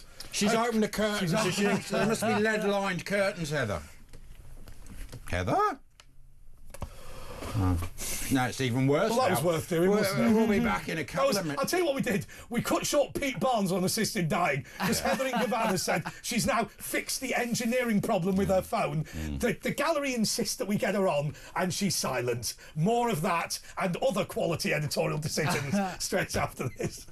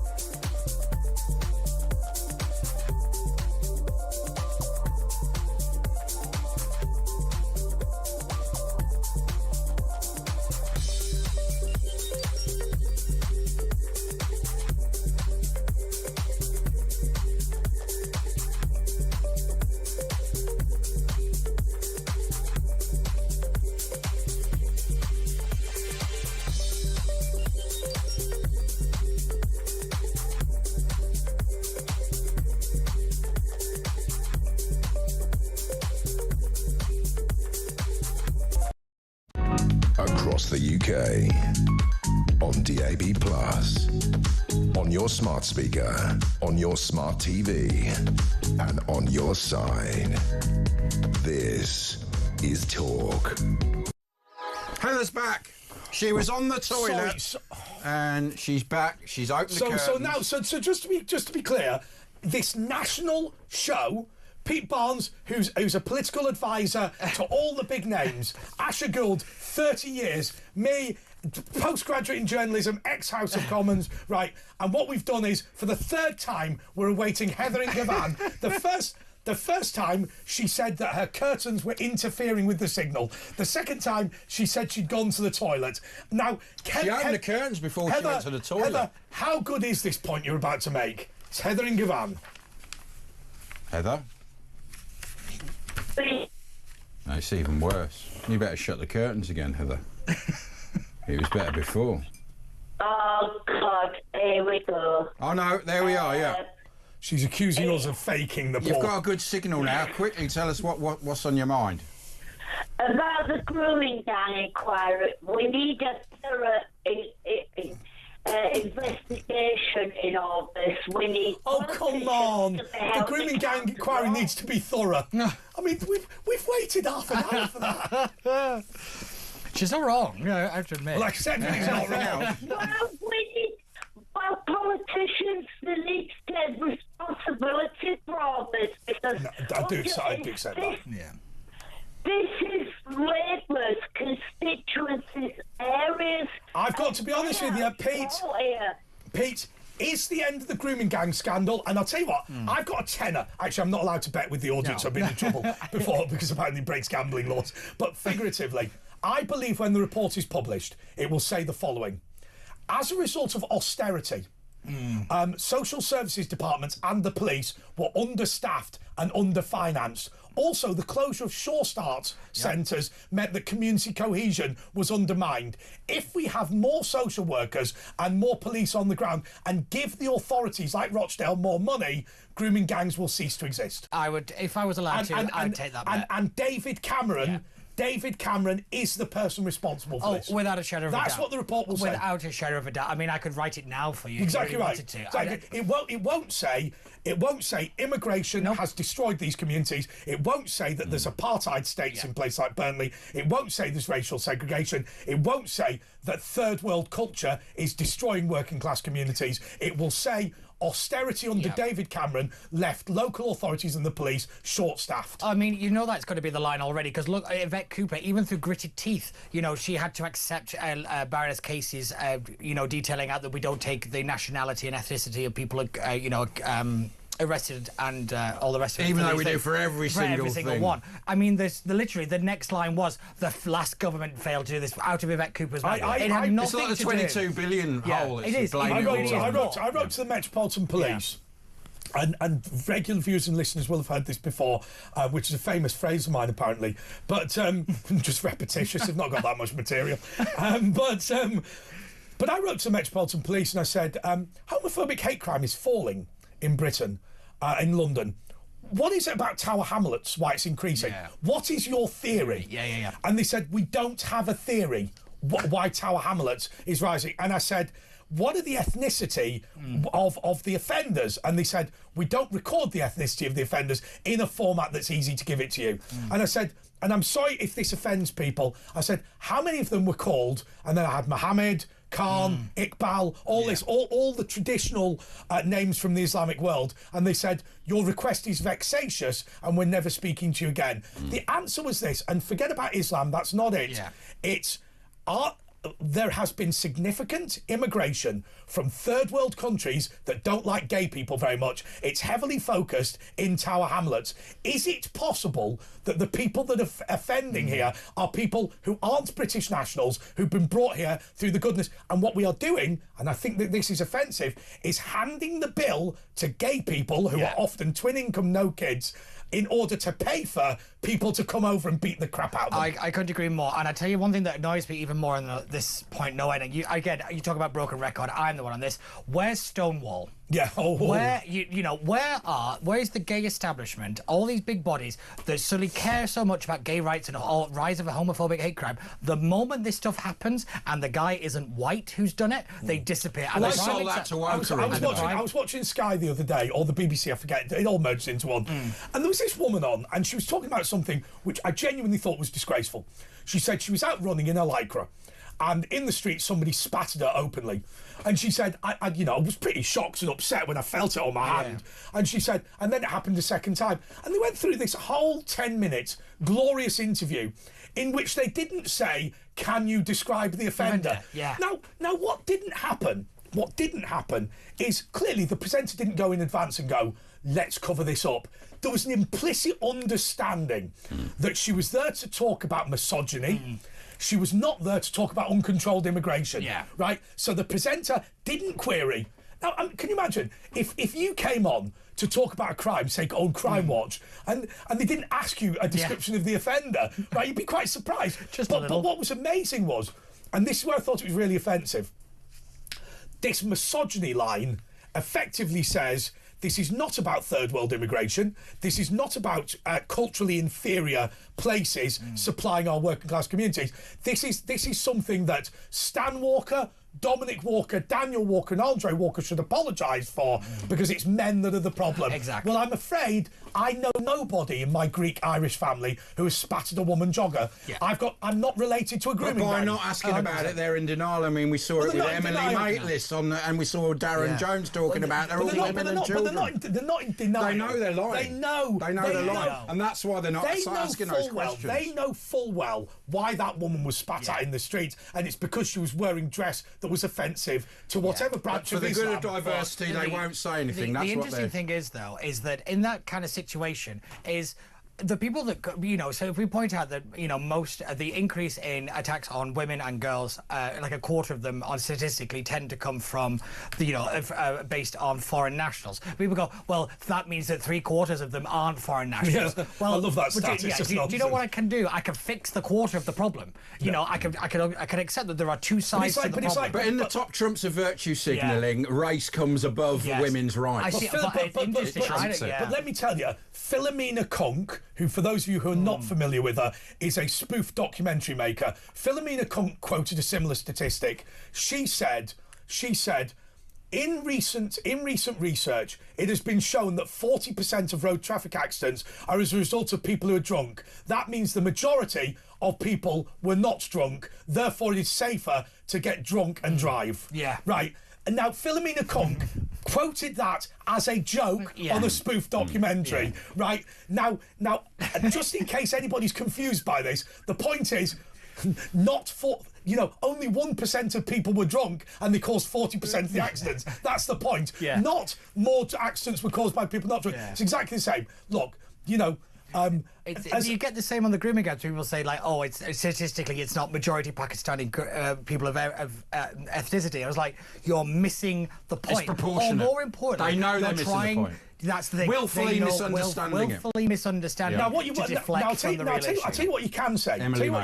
Yes. You can say things like, look, for ethnic, cultural and sometimes colour of skin reasons, different people gravitate towards different crimes. So as an example, if you are mugged in the street, it's almost certainly going to be a black guy that does it.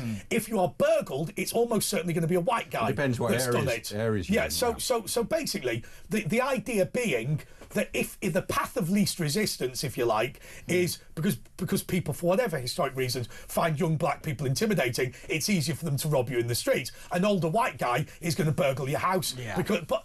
So you can say that. But when you say the totality, you go, well, 5% of the population of Pakistan, you don't mention that bit, but go, only 30% of sex crimes are committed. Only. You go, but also, the other point to make is this. Let me just say this. Imagine only one sex crime was committed by somebody who was an asylum seeker. I would say, don't want him.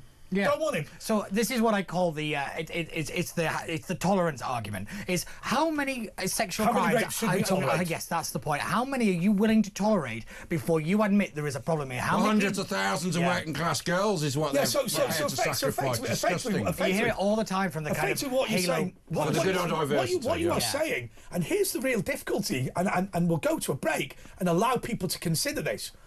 People are saying centrally, look, if we leave these people as an example in Syria, they'll be carpet bombed by Assad, and that will be bad. We need to bring them here, even if the cost of that is financial ruin for the country, rape of our young people, and beating up of gay people in the street. And people will say, you have to pay that price as a civilised country, and other people will say, I don't care about what happens to these people. If they're not willing to be civilised in my country, then they will have to be left to whatever fate was going to befall them otherwise. Something to think about. Back in a mo.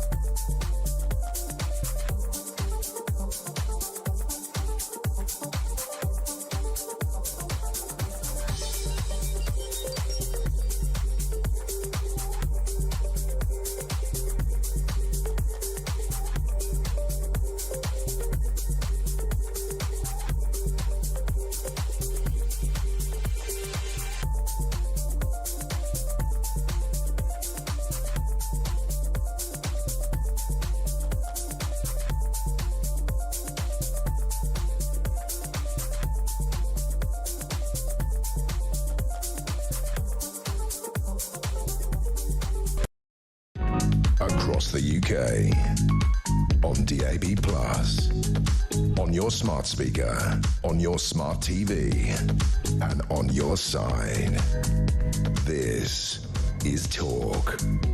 Yes, this is the press preview with Andre Walker, Asher Gould and Pete Barnes. Interestingly, Sam said that he or she happened to be walking down the street in a jumper with a gold cross on it.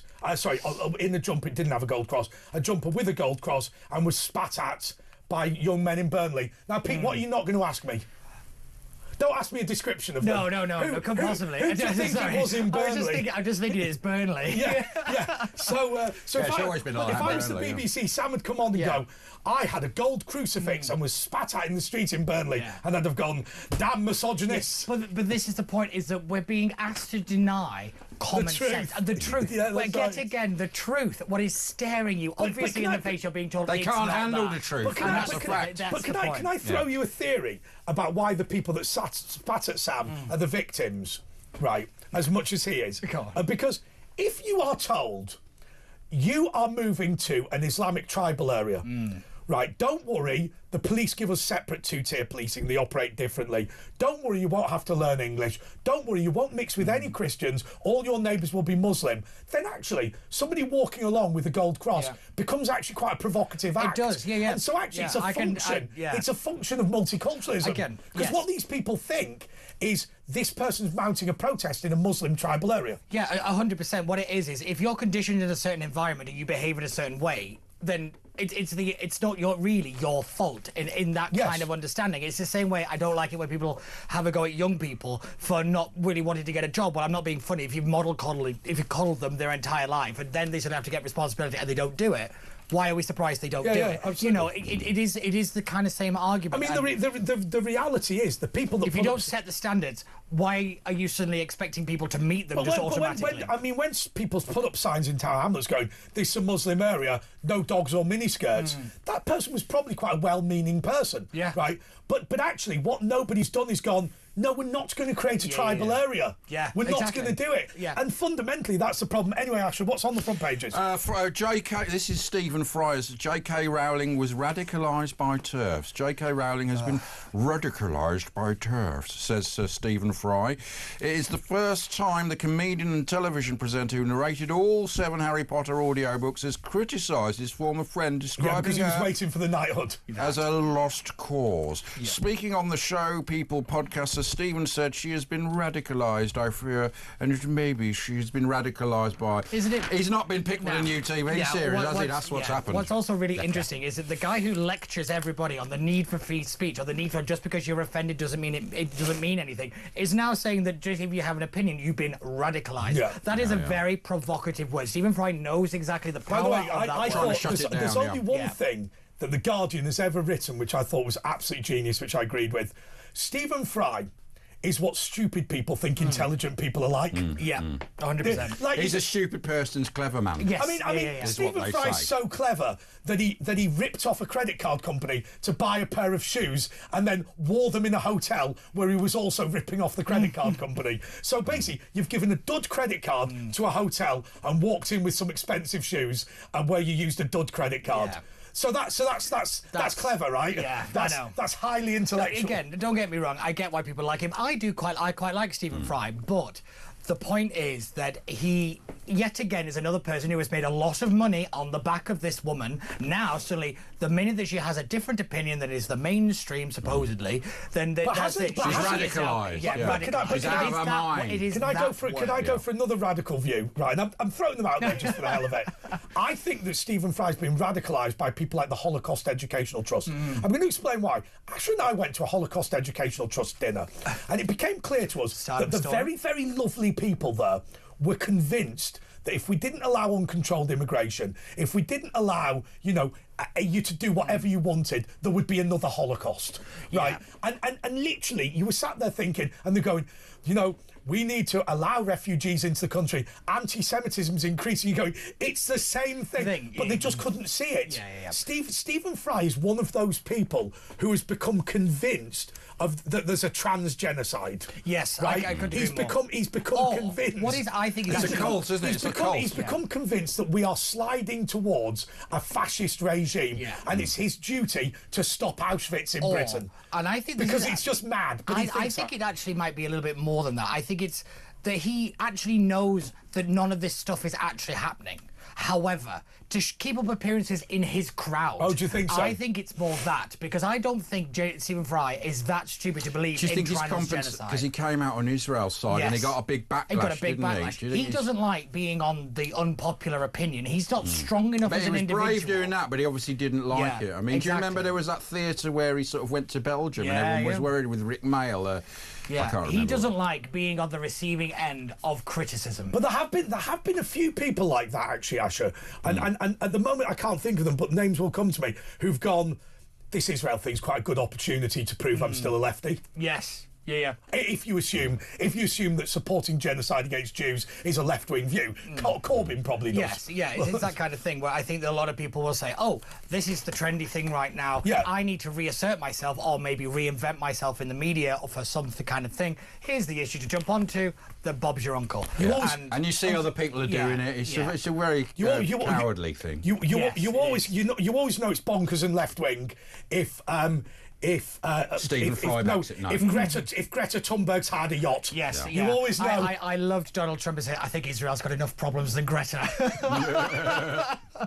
I'll tell you, if she'd have got there, she could easily have been raped and killed. That's what they hanged an Italian guy who did the same thing. He had pictures with him and then they hanged him a few days later. This is my thing with the Iranian situation. Exactly why am I supposed to care about a nation of people that would hang me in a town square and call it a public holiday? Why am I supposed to care about them? I'm sorry. At the end of the day, they're backing up the people that are hanging 16-year-old gay boys in the town square for crime. I think what they should do, Israel, when they deport people at Ben Gurion Airport for being pro-Gaza, they should deport them to Gaza.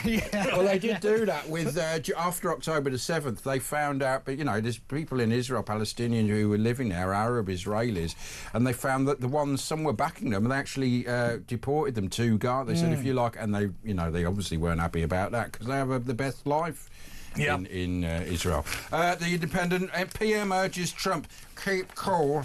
Don't ramp up the conflict. What would he know about keeping cool? Starmer signals only path to peace is through return to diplomacy as Trump says he'll decide on US action alongside Israel against Iran the next 2 weeks. I mean, it's the weakness that comes out of Keir Starmer's and other people like that has ended up in this. And the way to de-escalate is to escalate and finish them off. I mean, up to 1977, Iran hadn't started any wars. They'd had wars, you know, with Iraq, and I think 20, 30,000 people had died.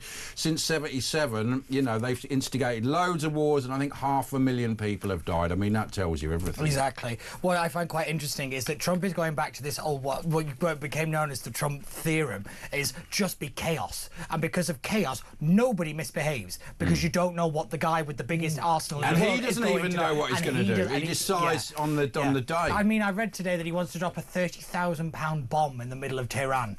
And he just threw that out in the middle of a press conference. The mother of all bombs. Yeah, but I think this is bigger than that. But what is amazing, and this is where Joe Biden got it wrong, the American president can cause genuine panic and fear. Yes. But let me tell you, $1 trillion in military equipment is worth nothing unless there is a genuine threat you'll use it. If you turn around and go, I will never do anything to you, right? So Donald Trump could, let's be clear right now, just go, you know what, I really fancy nuking Stretford and just do it. Right. Now there are question marks as to whether it's appropriate that somebody can do that without any checks and balances, which there aren't really. But let's just be clear, he does have an ability to put around some stick. What Joe Biden did was go, well, it's very clear I would never do anything. Yes, exactly. Do you know, I always go back to the Trident vote when Theresa May was Prime Minister, and she was asked, would you kill 30,000 people? And she stood up at the dispatch box and says, yes. That is the only answer you can give to that question. The thing that's part of the system is you. It's part of the system is the fact that you have the weapon and you will use it. A deterrent is not a deterrent if you aren't going to use it, and that is the point. Do you know, it's worked in the past. It ended the Second World War. You know, it's. I'll tell you what is quite interesting. Apparently, the Americans have said if a tactical nuclear weapon was used by Vladimir Putin, what they would do is they would just Moab all of his major bases, like the Sebastopol base, and actually just wipe out all of his military capabilities. A tactical nuclear weapon is the same size as Hiroshima. Yeah, and do you notice how we keep rephrasing it, we academically making these things sound less important, like tactical nuclear weapon. It's a nuclear weapon. Yeah, it's Hiroshima size. Yeah, that's the thing. A nuclear weapon is a nuclear weapon. At the end it's of fairly the day. strategic overall.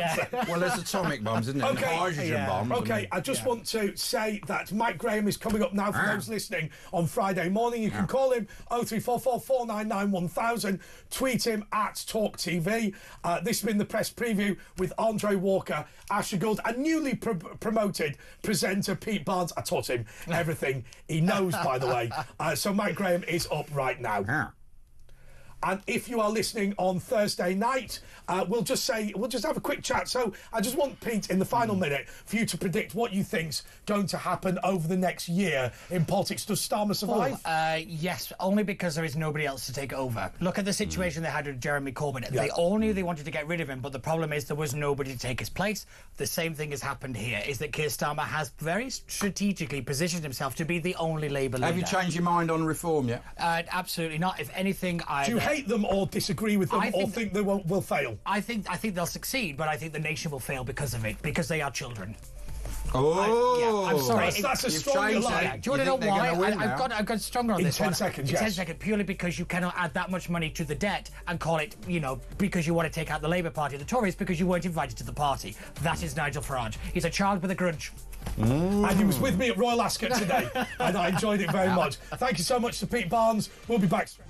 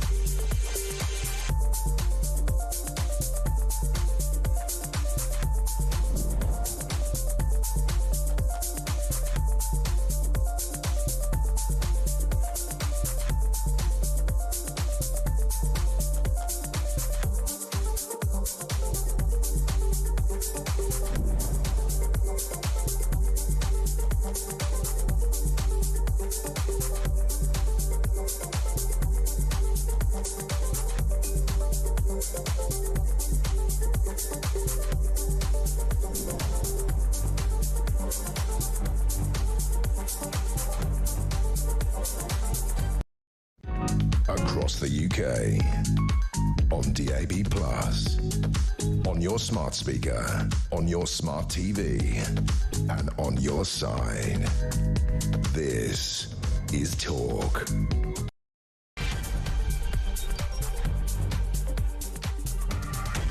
By the way, Ashley, do you know that piece of news that they just had? Yeah. I was listening for the first time at Ascot today. I've been to Royal Ascot. Look at the hat. 32 degrees, it says. Royal Ascot hat cam. Get the hat cam on. Look at the hat. Hat cam. Look at that. 8 inches.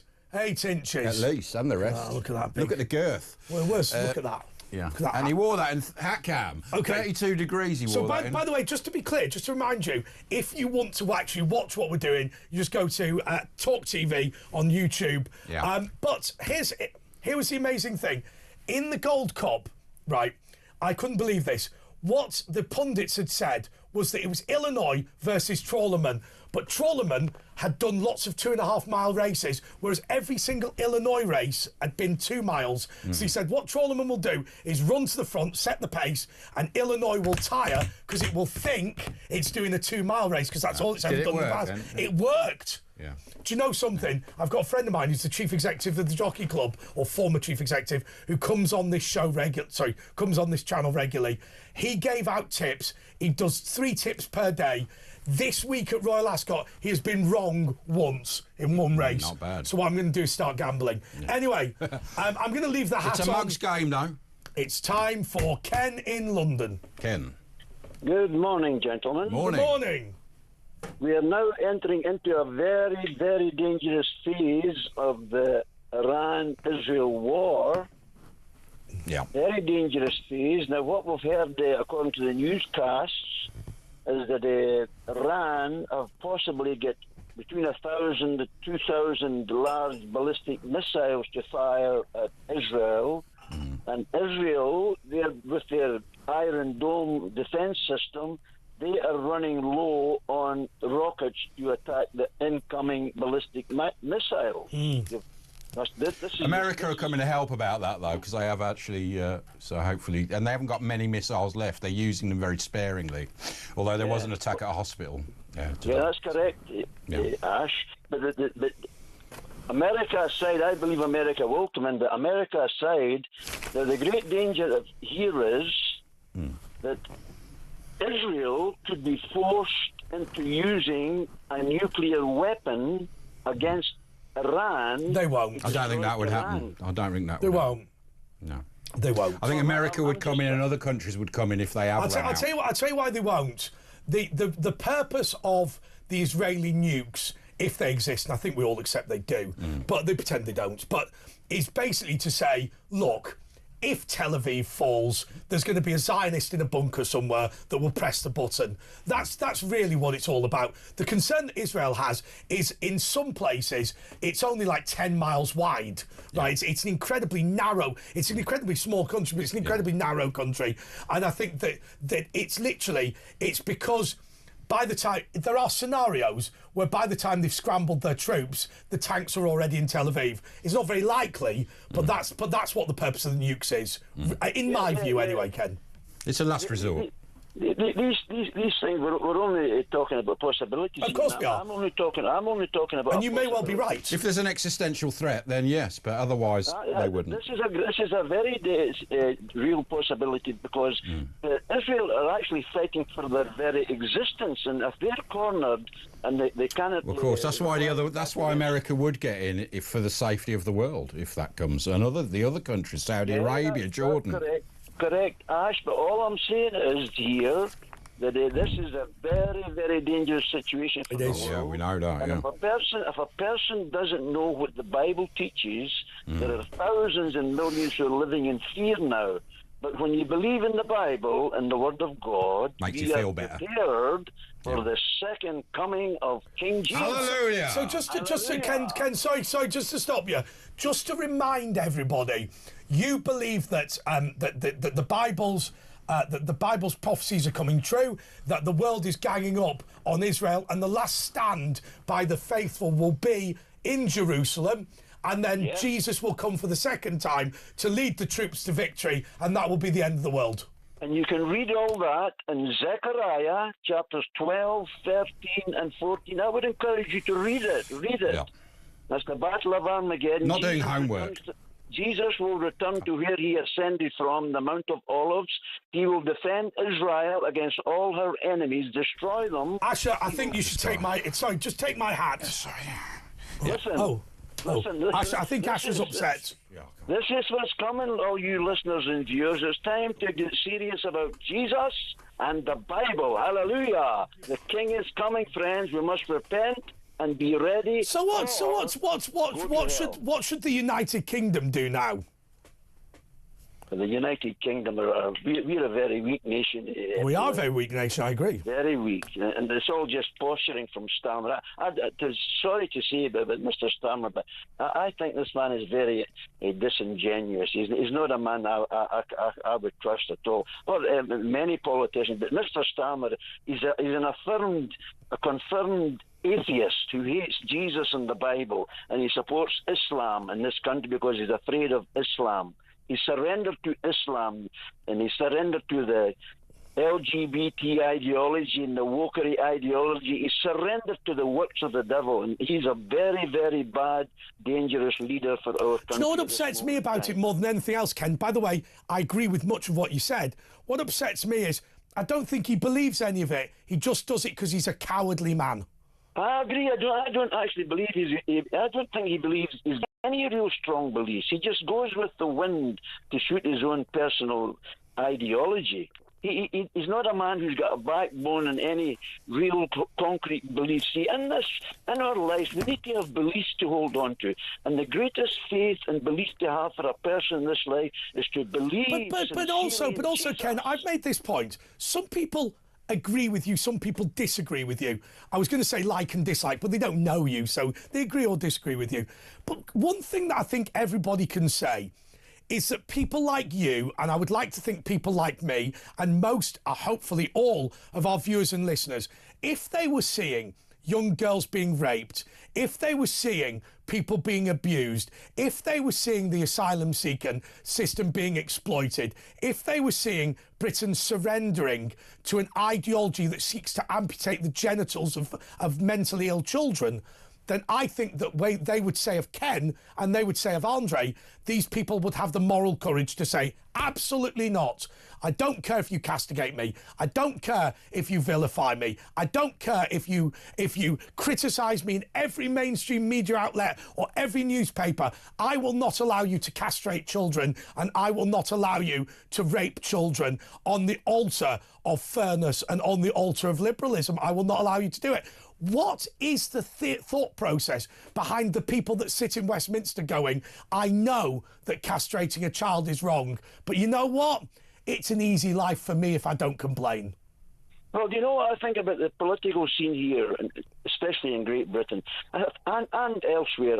I think society in general, never mind Christianity, or just the secular society, people are fed up with the lying from politicians. We're fed up with it. I'm talking here from a secular viewpoint. People don't hate to see this continuous lying and double talk and side talk from the sides. These politicians need to just speak honestly and just tell them what the truth is, but they're afraid, they're directed by the devil. The only place we can find the truth is from the Bible and the Word of God. And I would encourage everyone to seek the Lord because time is running out. Jesus is literally returning soon in power and great glory to judge this world and establish the kingdom of God on earth. So everybody waking up, begin to pray, seek the Lord, and God will help you. Well, unfortunately, we are far from that level of greatness at the moment, or it certainly feels that way. Ken in London, thank you so much. Steve in Walsall, you're on Talk. Hello, Andre. All right. I'm doing okay. I've mentioned this before, but I'll start off again. About 6 years ago, a man I know who worked for the social services, he had a top position, and he investigated a grooming gang. Yes. He got all the evidence, where it was all down, logged where it was, what they was doing and everything. A big report. And he sat down in front of the police, high-ranking police, with this report. He handed it to them, And I said, yes, we'll investigate it. And obviously, you know what happened. Absolutely nothing. Yeah. Now, recently, when... Can I ask you a question? Steve? Yeah. If there was a group of, say, the EDL, led by Tommy Robinson, who were going to areas that were predominantly Pakistani, giving girls, underage girls, alcohol and drugs and takeaway food in exchange for them to be raped, if they were trafficking them, if Tommy Robinson organised for 200 of his friends to rape a 15-year-old girl while shouting, "You deserve this, you're a Muslim," what do you think the BBC would say about that? Oh, well, we all know now that we'll all get arrested. And so are we saying, and by the way, I think we all know what the BBC would say. What we are saying is, that is classic two-tier justice, because I will tell you, there would be a war in this country if Christian old men were raping teenage Muslim girls because of their religion. Actually, what's happening in this country right now is because the offenders are perceived to be Muslim, they may or may not be. Also, I don't think anyone who's a genuine believer would behave like that, but okay, fine. Because they're perceived to be Muslim, they're allowed to do it. We had Sadiq Khan, like it or not, when somebody said, "What do you think of grooming gangs?" He went, "What's a grooming gang?" Saying effectively they don't exist. But the thing is, when he hadn't been in power long, and I was in the Houses of Parliament demanding another inquiry into the grooming gangs. He turned around and says, "I'm not having another inquiry. We've already had an inquiry. If we have another inquiry, it'll upset the results of the first inquiry." And people, he would say you're far right if you're asking for it. And when Peter Cardwell interviewed him today, he said, "Oh, no, I didn't mean that. I meant the politicians, the Tory party." He totally weaseled out of it, you know. And it's amazing how he's allowed to misspeak. But if Lucy Connolly misspeaks, then she goes to prison. I mean, I just can't understand. I don't know where he's coming from at all. I think he's a cowardly man in a dangerous world. I think he's a cowardly man in a dangerous world. Simple as that. Yeah. I was watching the news while I was waiting for my slot. Yeah. They've got the two ringleaders for the Rochdale grooming gangs. They wanted to sling them out and take them back to Pakistan, and the Pakistan won't have them. Yeah. So they've renounced their citizenship, But we should renounce people's visas from Pakistan, you know, and not give them money like we send over. I think what we have to do is we have to clarify this situation on statelessness, because what's happening is the human rights lawyers are saying we'll fight them all the way, but in the final analysis, the minutes before the Home Secretary signs the order, renounce your Pakistani citizenship. What I think you should say is, well, look, if you were a Pakistani at the beginning of the process, we don't care what you do. I mean, what's about the spirit of the law? What, does that not really exist? I mean, actually, when you're talking about a state can't render somebody stateless, think about this. If the reason you are stateless is because you've renounced your citizenship in order to avoid being criminally prosecuted in your home country for rape, who cares? Yeah, but someone from Pakistan could just come here on holiday and go, "I renounce my Pakistani citizenship," which is ridiculous, isn't it? Even if they haven't committed a crime, say, "Well, I'm stateless now, you have to let me live here." No, because they could renounce their citizenship and they would be stateless. However, it wouldn't be the government that made them stateless. Therefore, the government wouldn't care. This country wants this. But also, can I tell you something? We need to start naming and shaming the lawyers. First of all, But they're just using the law. It's the law that's wrong. This taxi system that says, oh, we just take whichever client walks through the door. Oh, come on. Why is it the same lawyers that support every terrorist? Al-Qaeda, IRA, Animal Libers, whatever they are. It's always the same names that come up time and time again. That's not a taxi system. And so what they do is they solicit these sorts of people. But here is the other point, which I think is really, really critical. If you are acting... So your advice to your client is, hey, listen, we think the UK government is going to use its legitimate legal right to take your citizenship off you in order to protect the public. Here's how to stop them protecting the public. Yeah. How's that legal advice? That's just Weaseling can I use the word? Twattishness. All as I'm interested in is the legal aid money. I'm corrupt as corrupt can be. Absolutely. By the way, I wasn't upset before. I just drank so much water today because it was the heat, and I nearly did a Nicholas Parsons in the studio, so I really had to leg it. I was looking forward to it, actually. I was going to give you a little... Do you reckon we should have, like, a spittoon? There should be something, because the breaks are so short now, you don't have time. I have run before today, and people have made a mockery, have laughed at me and said, you couldn't have shaken properly in that time. Well, I can't do everything. Right, I can... There are three things... Luckily, you can't see. There are three things... There's four things. There's run, there's urinate, there's clean yourself up, or not necessarily in that order. And so there's shake, obviously, clean yourself up, shake, and then there's wash your hands. Can't do all of them. I can do run and wee, right? I can't do run, wee, shake, and wash hands. But I was able to do all three back then. So okay, that's Stephen Walsall. How is that not too much information, Andre? Okay, so let's go to Luan. Is it in the Netherlands? In Groningen. Hello, I'm Scottish, so don't worry, I live here. Oh, okay. I'll tell you something. It's hot. As we say in Aberdeen, I'm from actually Aberdeen. They never say it's hot in Aberdeen. How hot is it in Groningen? It's freezing, Carl. I get it. But the funny thing is, I'm telling you, things are about to change, boys. Go on. What, here or in I know what's Dutch politics to do with you? Nothing. Lots, actually. But they're big lifters. Is this Kurt Wilders? Now, can I beg your pardon on something? Look, I've seen Kurt Wilders. He's the one who looks like a Furby, right? But I don't know a great deal about what he's on about. I know he's always complaining that he thinks that that uncontrolled immigration's been dangerous and Islam has been a force for, or is uncontrolled Islamic immigration has been a force for evil. But what's he up to? Why do you say things are going to change in the Netherlands? And what are these? Who are these characters and what are they after? Well, there's this woman. I've forgotten her name. Forgive me. Okay. Oh God, she's Turkish. Well, don't worry, because worry about it. Your knowledge of Dutch politics is going to exceed everyone listening. Therefore, you can say anything you want, and we'll just assume it to be correct. I'll tell you, I must say, Andre, you're looking very smart tonight. I do like that. What do you think of that? The City University Club tie? Do you like his hat? The hat. No, but here's hat the point. There's this Turkish hat cam. politician. Where's the hat? Now, they've all got different names here, but Geert Wilders is the leader of the Netherlands. We know this, right? The margin is very small.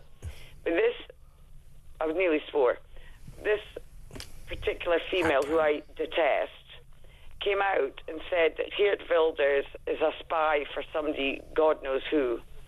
So there's been a whole hoo-ha. They're smearing him. They're smearing him. Correct. But I don't get a vote here. I've lived here No, of for course 21. not. I don't get a vote. I'm 21 years here. You have to learn Dutch. Can you speak Dutch? Tuurlijk wel, schatje. Oh! That's Welsh. No, that's... See, she could have just gone, echten, echten, echten. Yeah, we don't and we know, would have really, assumed. yeah. Anyway, Andre, you look super tonight. I would say that. Thank you so much. That's so nice of you. No, I really mean it. You look really dapper. And you know something, I was watching Ascot today because I love my horse racing. Oh, it was great. It was really great. By the way, I won 5 races, but never mind. Oh, well, there was only 6. So how much did you put on? Did you win a few quid then? About 1,500. Whoa! Can I tell you something? I love my horse I was with racing, people but that that's by the by. I was with people that I didn't know. I was with people that I didn't know. And they said, do you smoke? I said, no, I've stopped smoking, actually. And they said, do you want to drink? I said, no, I've stopped drinking. Obviously, I didn't want to turn up drunk. And then they said, do you want to gamble? I went, I don't gamble. They thought like I was this addict who'd like given up everything. Yeah. Well, say something. I'm drinking a beer and having a cigarette, so whatever. Don't have the cigarette. It's a bad idea. They've got nice beer in Holland, haven't they? Of course they do. Orange boom. Orange boom. Orange boom.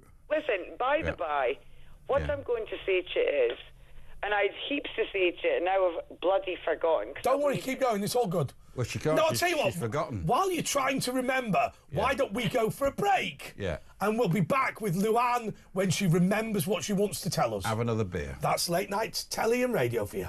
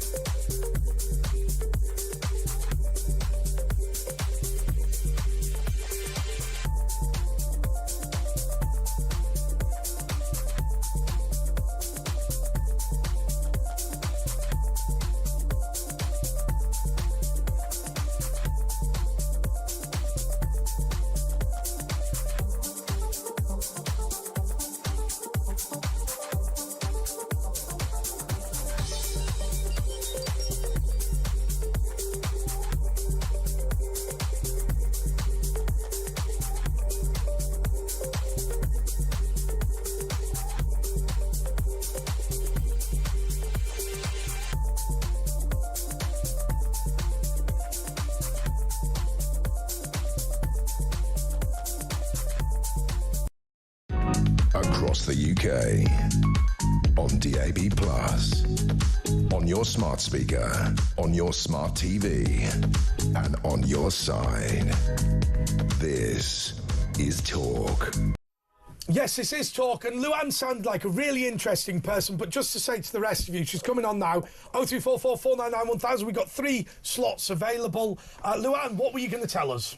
I was going to say you look absolutely dapper. Thank you so much. That's not what you couldn't remember, though, was it? You said you couldn't remember something. I was going to tell you a story. You drank so many beers, you couldn't remember. Remind me. And I'm not dementing, but I've just had such a lot going on today. Why? What's going on, man? Just loads, because the Netherlands is kind of like blowing up at the moment. Yeah. Yeah, so look, here's the interesting thing. People forget that the Netherlands and the United Kingdom are actually quite closely linked. Trading nations, the Port of London, the Port of Rotterdam, all this sort of thing. Obviously, we fought with the Dutch before they introduced gin to London. During the Napoleonic Wars, Dutch soldiers would drink gin before they fought, hence Dutch courage, which many people have heard of. I was conceived in Scheveningen. When the Dutch... Scheveningen. The Dutch share many of the same criticisms of the EU as we do. Whilst people don't think of us as being very close to the Netherlands, we in fact are. So if they are probably the non-English speaking country, and it's debatable as to whether they're non-English speaking, by the way, but they're the non-English speaking country that if there was to be a non-English speaking country that went along with Brexit, Trump, Make America Great, it would be the Netherlands. They're quite similar to us in their sort of outlook. Is that a fair description, Luann? Of English. Do you know what I mean? If there's a one speaking, because I'm just at the border. They speak German. It. Sometimes you think they're English the way they speak it. It's so good. But Luann, just English than mine. Luann, we spoke over each other a second ago, but I was just saying, if there was going to be a country that was a non-English speaking country that was going to be MAGA, Brexity, Farage, it would be the Netherlands, wouldn't it? Indeed.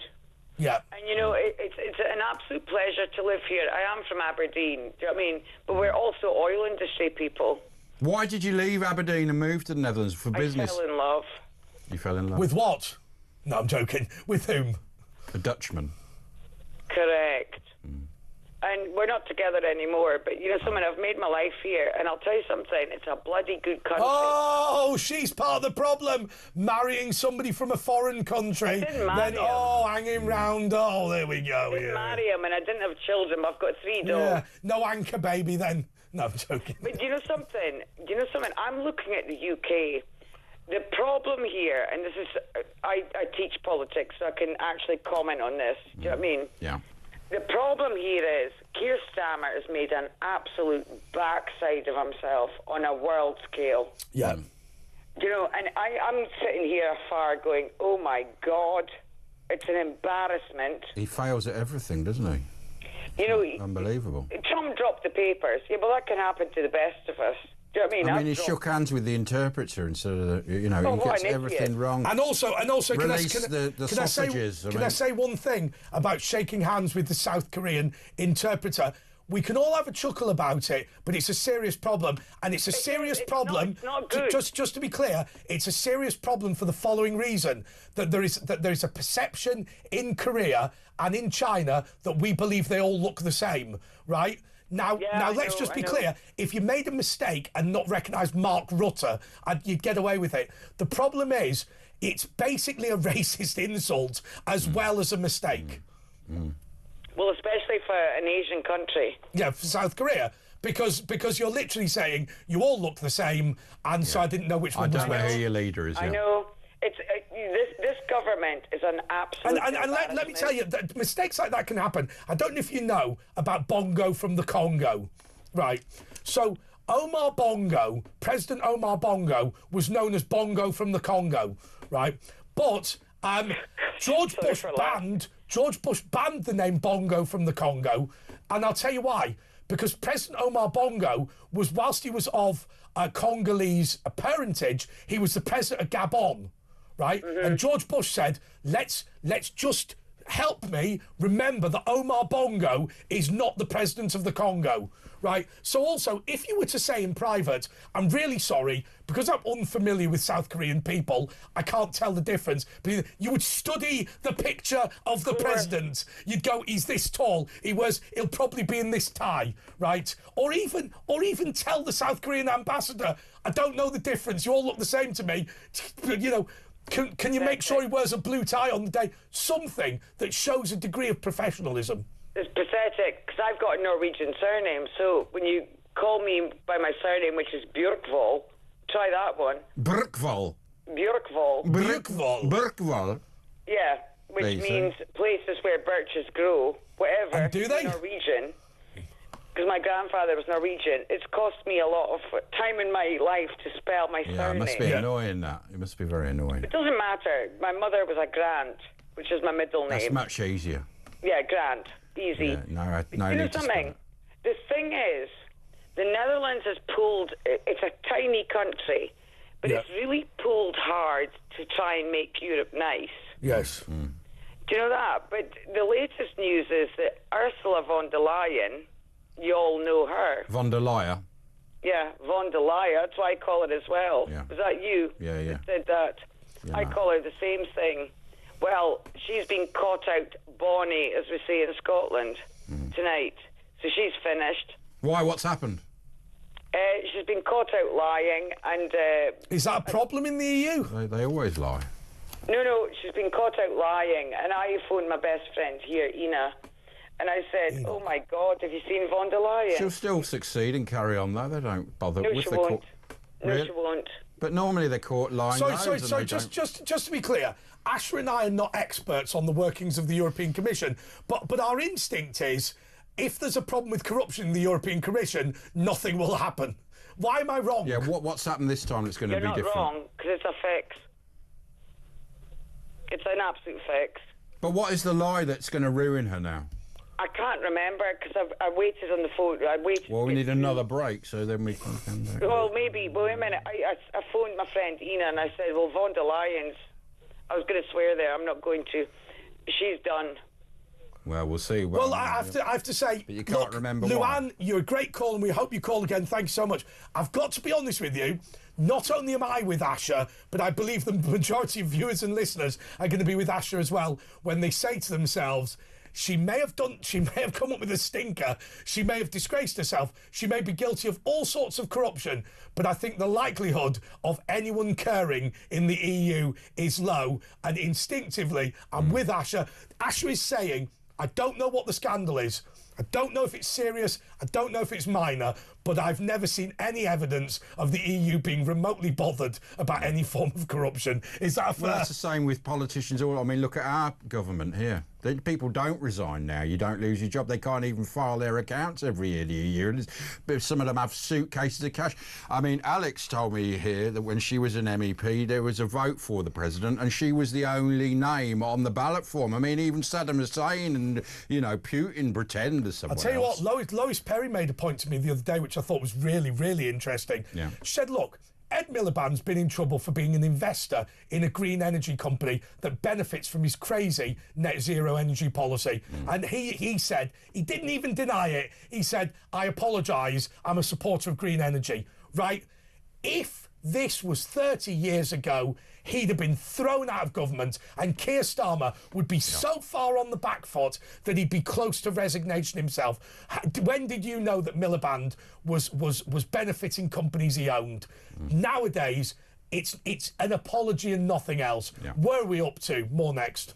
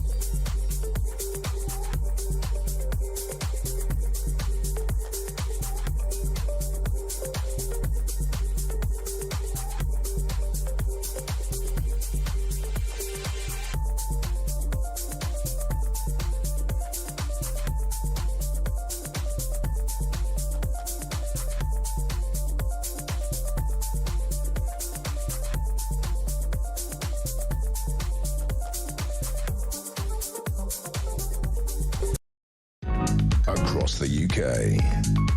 On DAB+. On your smart speaker. On your smart TV. And on your side. This is Talk. Yes, this is. I was about to say this is Kevin O'Sullivan's political asylum. Why am I saying that? Say it, yeah. Why am I saying this? This is the Late Show with Andre Walker and Asher Gould. Do you know what they were saying to me? They're saying, Andre, you know what? We're really pleased that you didn't drink at Royal Ascot today. We're really nervous you might be a bit fuzzy. And then I come back believing I'm Kevin O'Sullivan. OK, I haven't got the Golden Gecko slip back either. OK, Georgina is in London. Georgina, you're on Talk. Hello. Hello. Good morning, Morning. gentlemen. Great to speak to you. I was initially going to talk about assisted dying and dignity in death. Yeah. And then I heard you talking about the problem that we have with illegal migration. I'll tell you what I'd love you to do, Georgina. Why don't you quickly tell us what you were going to say about assisted dying and then tell us about illegal migration? Because you sound pretty lucid. And we've got a bit of time. Okay. Well, I lost my mummy, sadly, last year due to cancer. Yes. And she wanted to die at home, and I wanted her to be at home with me. I didn't want her in a hospital in a strange place. I wanted her to be at home. Yes. And we thought that we had the best of medical care for my mum. Anyway, the nurses used to come and give her medication, and it was different nurses every time. And the nurses who did come, some of them didn't even know the amount of medication she was on or which medication she was taking, which frightened me because I couldn't be there 24/7. But isn't that the hospice? This is why we have hospices, and not you don't have to go to the hospital. They will come and visit you as well. Isn't that that's their expertise? You know, is this Ash who's talking? Yeah. Ash. Well, Ash, these were supposed to be top medical professionals, and it frightened the heck out of me because my mum, I watched her die, and she did not die with dignity. She was screaming out for death. She was in agony. I listened to Andre earlier, and he said he lost his mum with lung cancer. Yeah. Well, that was how my mum died. Well, I will say one thing, Georgina. My understanding, and look, first of all, obviously, I believe what you're saying is true, but it was my understanding that you didn't have to die screaming with pain. If you have an example that proves me wrong, then clearly that does undermine my argument to an extent. Well, darling, it doesn't, because that's what I was going to say to you. Everyone has an individual death. There's no two deaths that are the same as there's no two births. There's no uniform treatment as well. Exactly. Palliative care, yeah.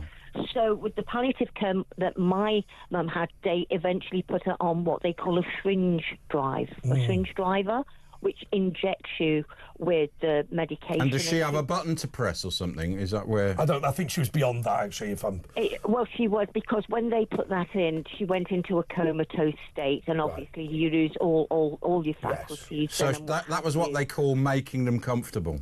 Well, she wasn't comfortable because if I hadn't have been there to clean her up and to make sure that, you know, if anything happened, I was there to clean everything up. Yeah. My mum would have been left lying in her own urine and feces. Oh, God. That probably does happen, doesn't it? I mean, until nurses come. You know, so, I mean, this dignity, they say dignity in death. Now, my mum, when she was of sound mind and body, wanted to die with dignity. Yeah, of course. And I really feel that it's down to the individual case. And I feel that if someone is terminally ill and not with long to live, then I think they... Yeah, but Georgina, isn't your argument blown to pieces by this? Asher Gould, who may or may not in principle oppose euthanasia, I don't know, but he may or may not in principle oppose euthanasia, he has said, every time we do this, there's a slippery slope. Now, let's just be clear. What has happened with the euthanasia bill is even before it's become law, the protections... It's slipping down the slope. The protections that were put in place have been eradicated even before it became law. Now, not even Asher, who has been fairly venomous against this bill, not even he predicted that the safeguards would all disappear before it even became law. You are absolutely spot on, the pair of you. It is so corrupt. But I found it when my mum was actually saying to me, please help me, to me. And my hands are tied because you obviously cannot help. And it's a very You're helpless. Yeah, you are helpless. Because you don't want to see someone who you idolise die in a horrific way. But on the selfish side, you don't want to be without them. Yes. You know, and I think that is what hurt the most, because I was finding myself torn, thinking, oh my God, what do I do? Because I always said to because she used to say, before she got to a state where it had got really, really bad, and she said, do you know what, darling? She said, if I ever get to a state where I can't help myself, will you help me? But you did help her. Not perhaps in the way she meant. Darling, that is so lovely of you to say. Honestly, that gives me great comfort. But I've got to say, at the time, it tore me in. It cleaved me in two. But see, I said to my dad, you believe that sitting with my mum, my dad definitely felt helpless.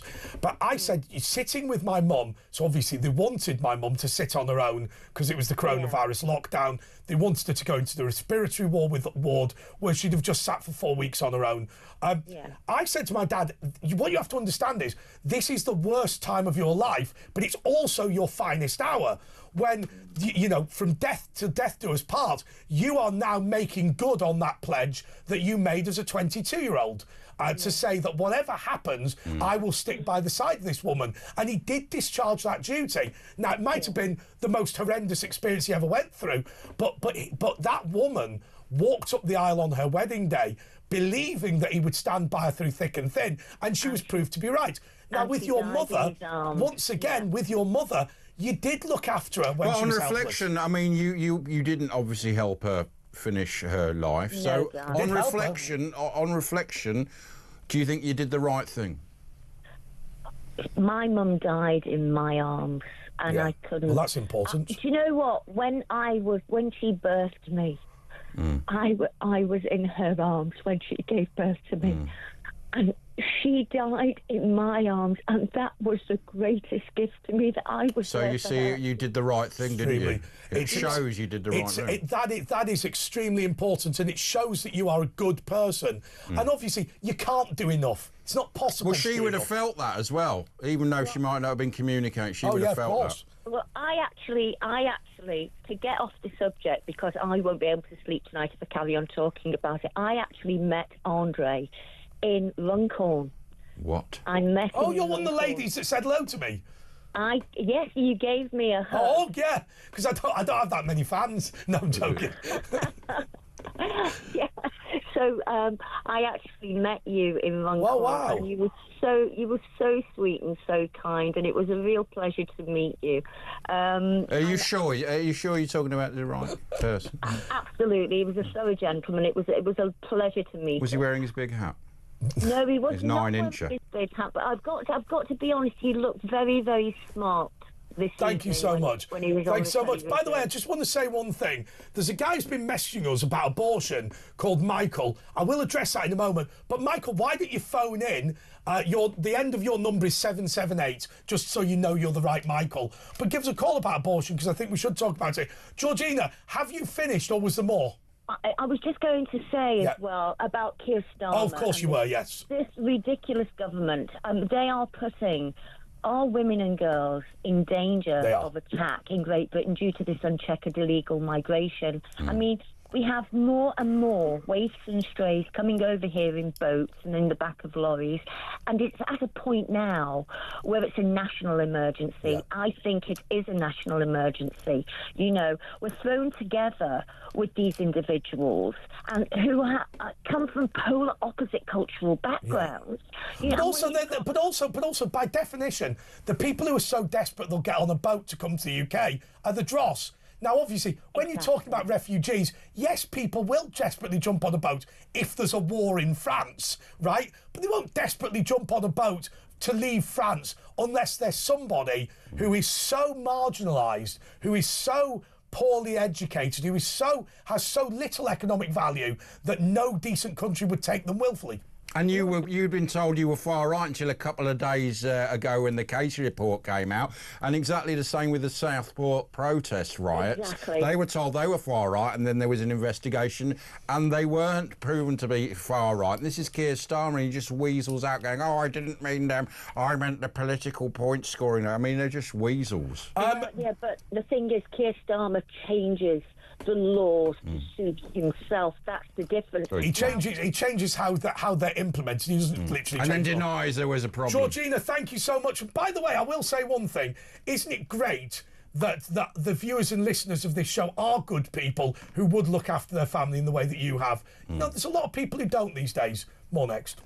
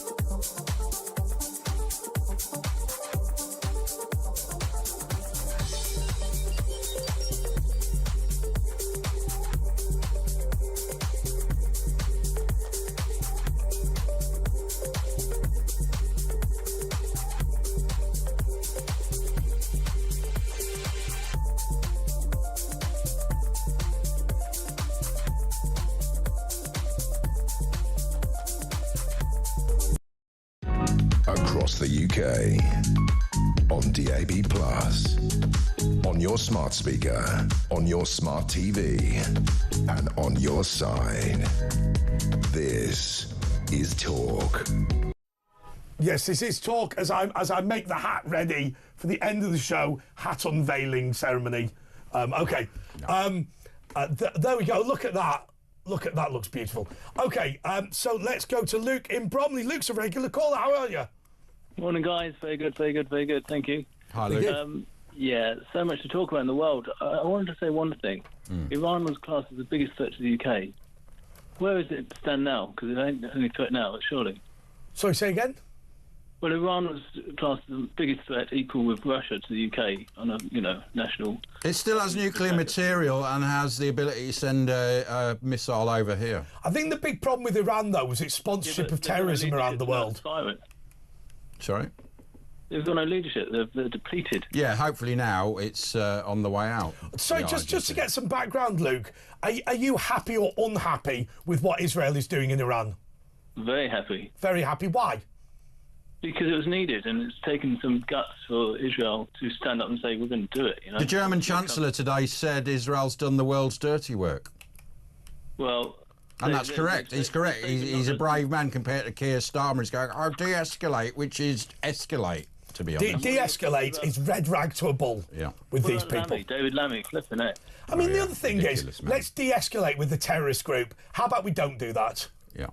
I mean, de-escalate with somebody who's a decent person. Yeah, they're basically saying, oh, we don't think they'll fight. It's like a policeman. A guy pulls a gun on a policeman, says he's going to shoot him, and just waiting until he pulls the trigger. You don't do that. You shoot them before. Correct. So where do we stand now? I mean, like I say, surely, Iran's going to be taken care of. There's going to be Nothing stated. I think the big problem is what to do with Iran. Yeah, the IRGC will be taken care of. What happens to Iran after? The dream is ordinary Iranians throw off the yoke of the government. What I've been told by people who spent time in Iran, and I know this is anecdotal, but I've been told by multiple people who've been there that actually, because they've got a nutter government, they largely just ignore what the government tells them to do. And it's one of those places where they just roll their eyes and ignore the authorities. So I think that actually the government doesn't have as much power as the government thinks it does. But obviously they still need a sensible government. There is a plan, though. I mean, I saw the current monarch who, wants to be reinstalled, the Shah. He says there is a plan for the first 100 days. This has all been planned in what they're going to do and install democracy. Of course, the big problem with the Shah is if the Americans do this stupid thing like they've done before, which is not bring back the monarchy. Or not support. It does show the importance of a monarchy, because there is that man to come back. I'll tell you what was crazy. What they did in Afghanistan. No country on earth more needs a monarchy in a House of Lords than Afghanistan. You could have put all the tribal elders into a House of Lords and maybe then put a House of Commons beneath it. Instead of just running away. The Americans insisted the tribal leaders were not in Parliament, and instead they had these elected congressmen who nobody took any notice of. It was ludicrous. Yeah. So I'm hopeful for the future. For basically for what should Britain do next? They should support. They should blow and send the things up. I mean, Israel would stand by us in some way. We should stand up for them. Iran hated us, the IRGC. Death to England, they say, after death to America. Yeah. Do you know what I said at the National Jewish Assembly? I said at the National Jewish Assembly, I said, let me tell you something. You can pander to people in a way that I think the Board of Deputies have pandered. And the problem will be this. At the end of your pandering, at the end of your weakness, at the end of you trying to do deals with your enemies, you'll still be a Jew. And they all applauded. Because it's true. Because ultimately, if they want to kill the Jews, then the fact you've been nice to them will make not a jot of difference, other than weakening your own position. Yeah, and it all comes down to that, unfortunately. They hate the Jews, they hate Israel. They like Israel, but they want it to be... And they hate the West. But actually, I buy this argument that your average Iranian either doesn't give a toss about Israel or actually just has some time for the fact they're sticking it to the Ayatollah. No, I was more talking about those in government. No, I know that. I know that. But do you think, and I mean, look, Luke, we're a bunch of UK people, you're a businessman, we're political commentators and presenters, we're not foreign policy experts, we haven't spent... But I instinctively, and I don't know if you instinctively agree with this, I instinctively believe that your average Saudi doesn't sit there all night worrying about what a Jew's doing in Israel. Most people are decent people. They know that you look at a person in the eyes, everyone bleeds the same way. Yeah. And at the end of the day, everyone has an opportunity to exist. What they don't have an opportunity to, unfortunately, is make other people's lives hard and be threatened. Israel is a great democracy. They're I mean, let's be clear, Mohammed bin Salman's view on Israel is, I don't want the hassle. I don't have a problem with the place. I don't give a toss that there's a Jewish state. I just don't want to... They're also, he's modernising, because oil's on the way out. All these Arab countries are developing new things, and they're going, well, look, they've been successful, Israel. Why don't we take a leaf out of their book and see how to improve our lot? And actually, what is the stupidity of sitting there going, you know what I could do? I could make myself persona non grata in every Western country in the world by trying to destroy this country. Or I could admit I've no problem with them whatsoever. Yeah. But you've got to be careful of the population. You have to show a bit of animosity. They'll say one thing and then do the other. And that's the right thing to do, I suppose. I don't know. I mean, in a lot of those diplomatic communications that were leaked, I forget whether it was Snowden or what's his name, Assange, but a lot of them, when Iran, I think it was Iran, was being bombed, or Iraq was being bombed, every single Middle Eastern leader came out publicly and condemned the Americans. Well, like Gaza, same thing with Gaza. And the diplomatic cables all read, I've met the President or Prime Minister today, he's fully in favour of this attack. So all of these people had publicly rebuked the Americans for bombing their fellow Muslim brothers. And actually, they're all delighted. Yeah, I tell you what is a concern is that there's been a bigger report on how many democracies are in the world, and they're getting smaller. There's less and less. Did you know only 8% of the world live in a democracy? Well, we haven't got one anymore. That is fundamentally the problem, Luke, with the UN. The UN was supposed to bring people together. What it's actually done is allowed the majority dictatorship dumps to tell us. Rapidly decreased. Yeah. Over lockdown, by the way. Lockdown was a catalyst which reduced countries.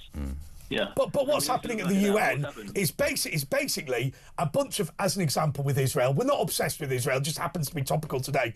Basically, a bunch of racist thugs who hate Jews are in the majority at the UN because nutters will do nutter things. Well, the vast amount of countries in the UN are not democracies. So we get voted down by these. Am I allowed to say these? These A-wipes. You know what? You know, Colonel Gaddafi. What did I think of Colonel Gaddafi? I thought A, he was a nutter, and B, he'd had that much surgery he was starting to look like Shirley Bassey, right?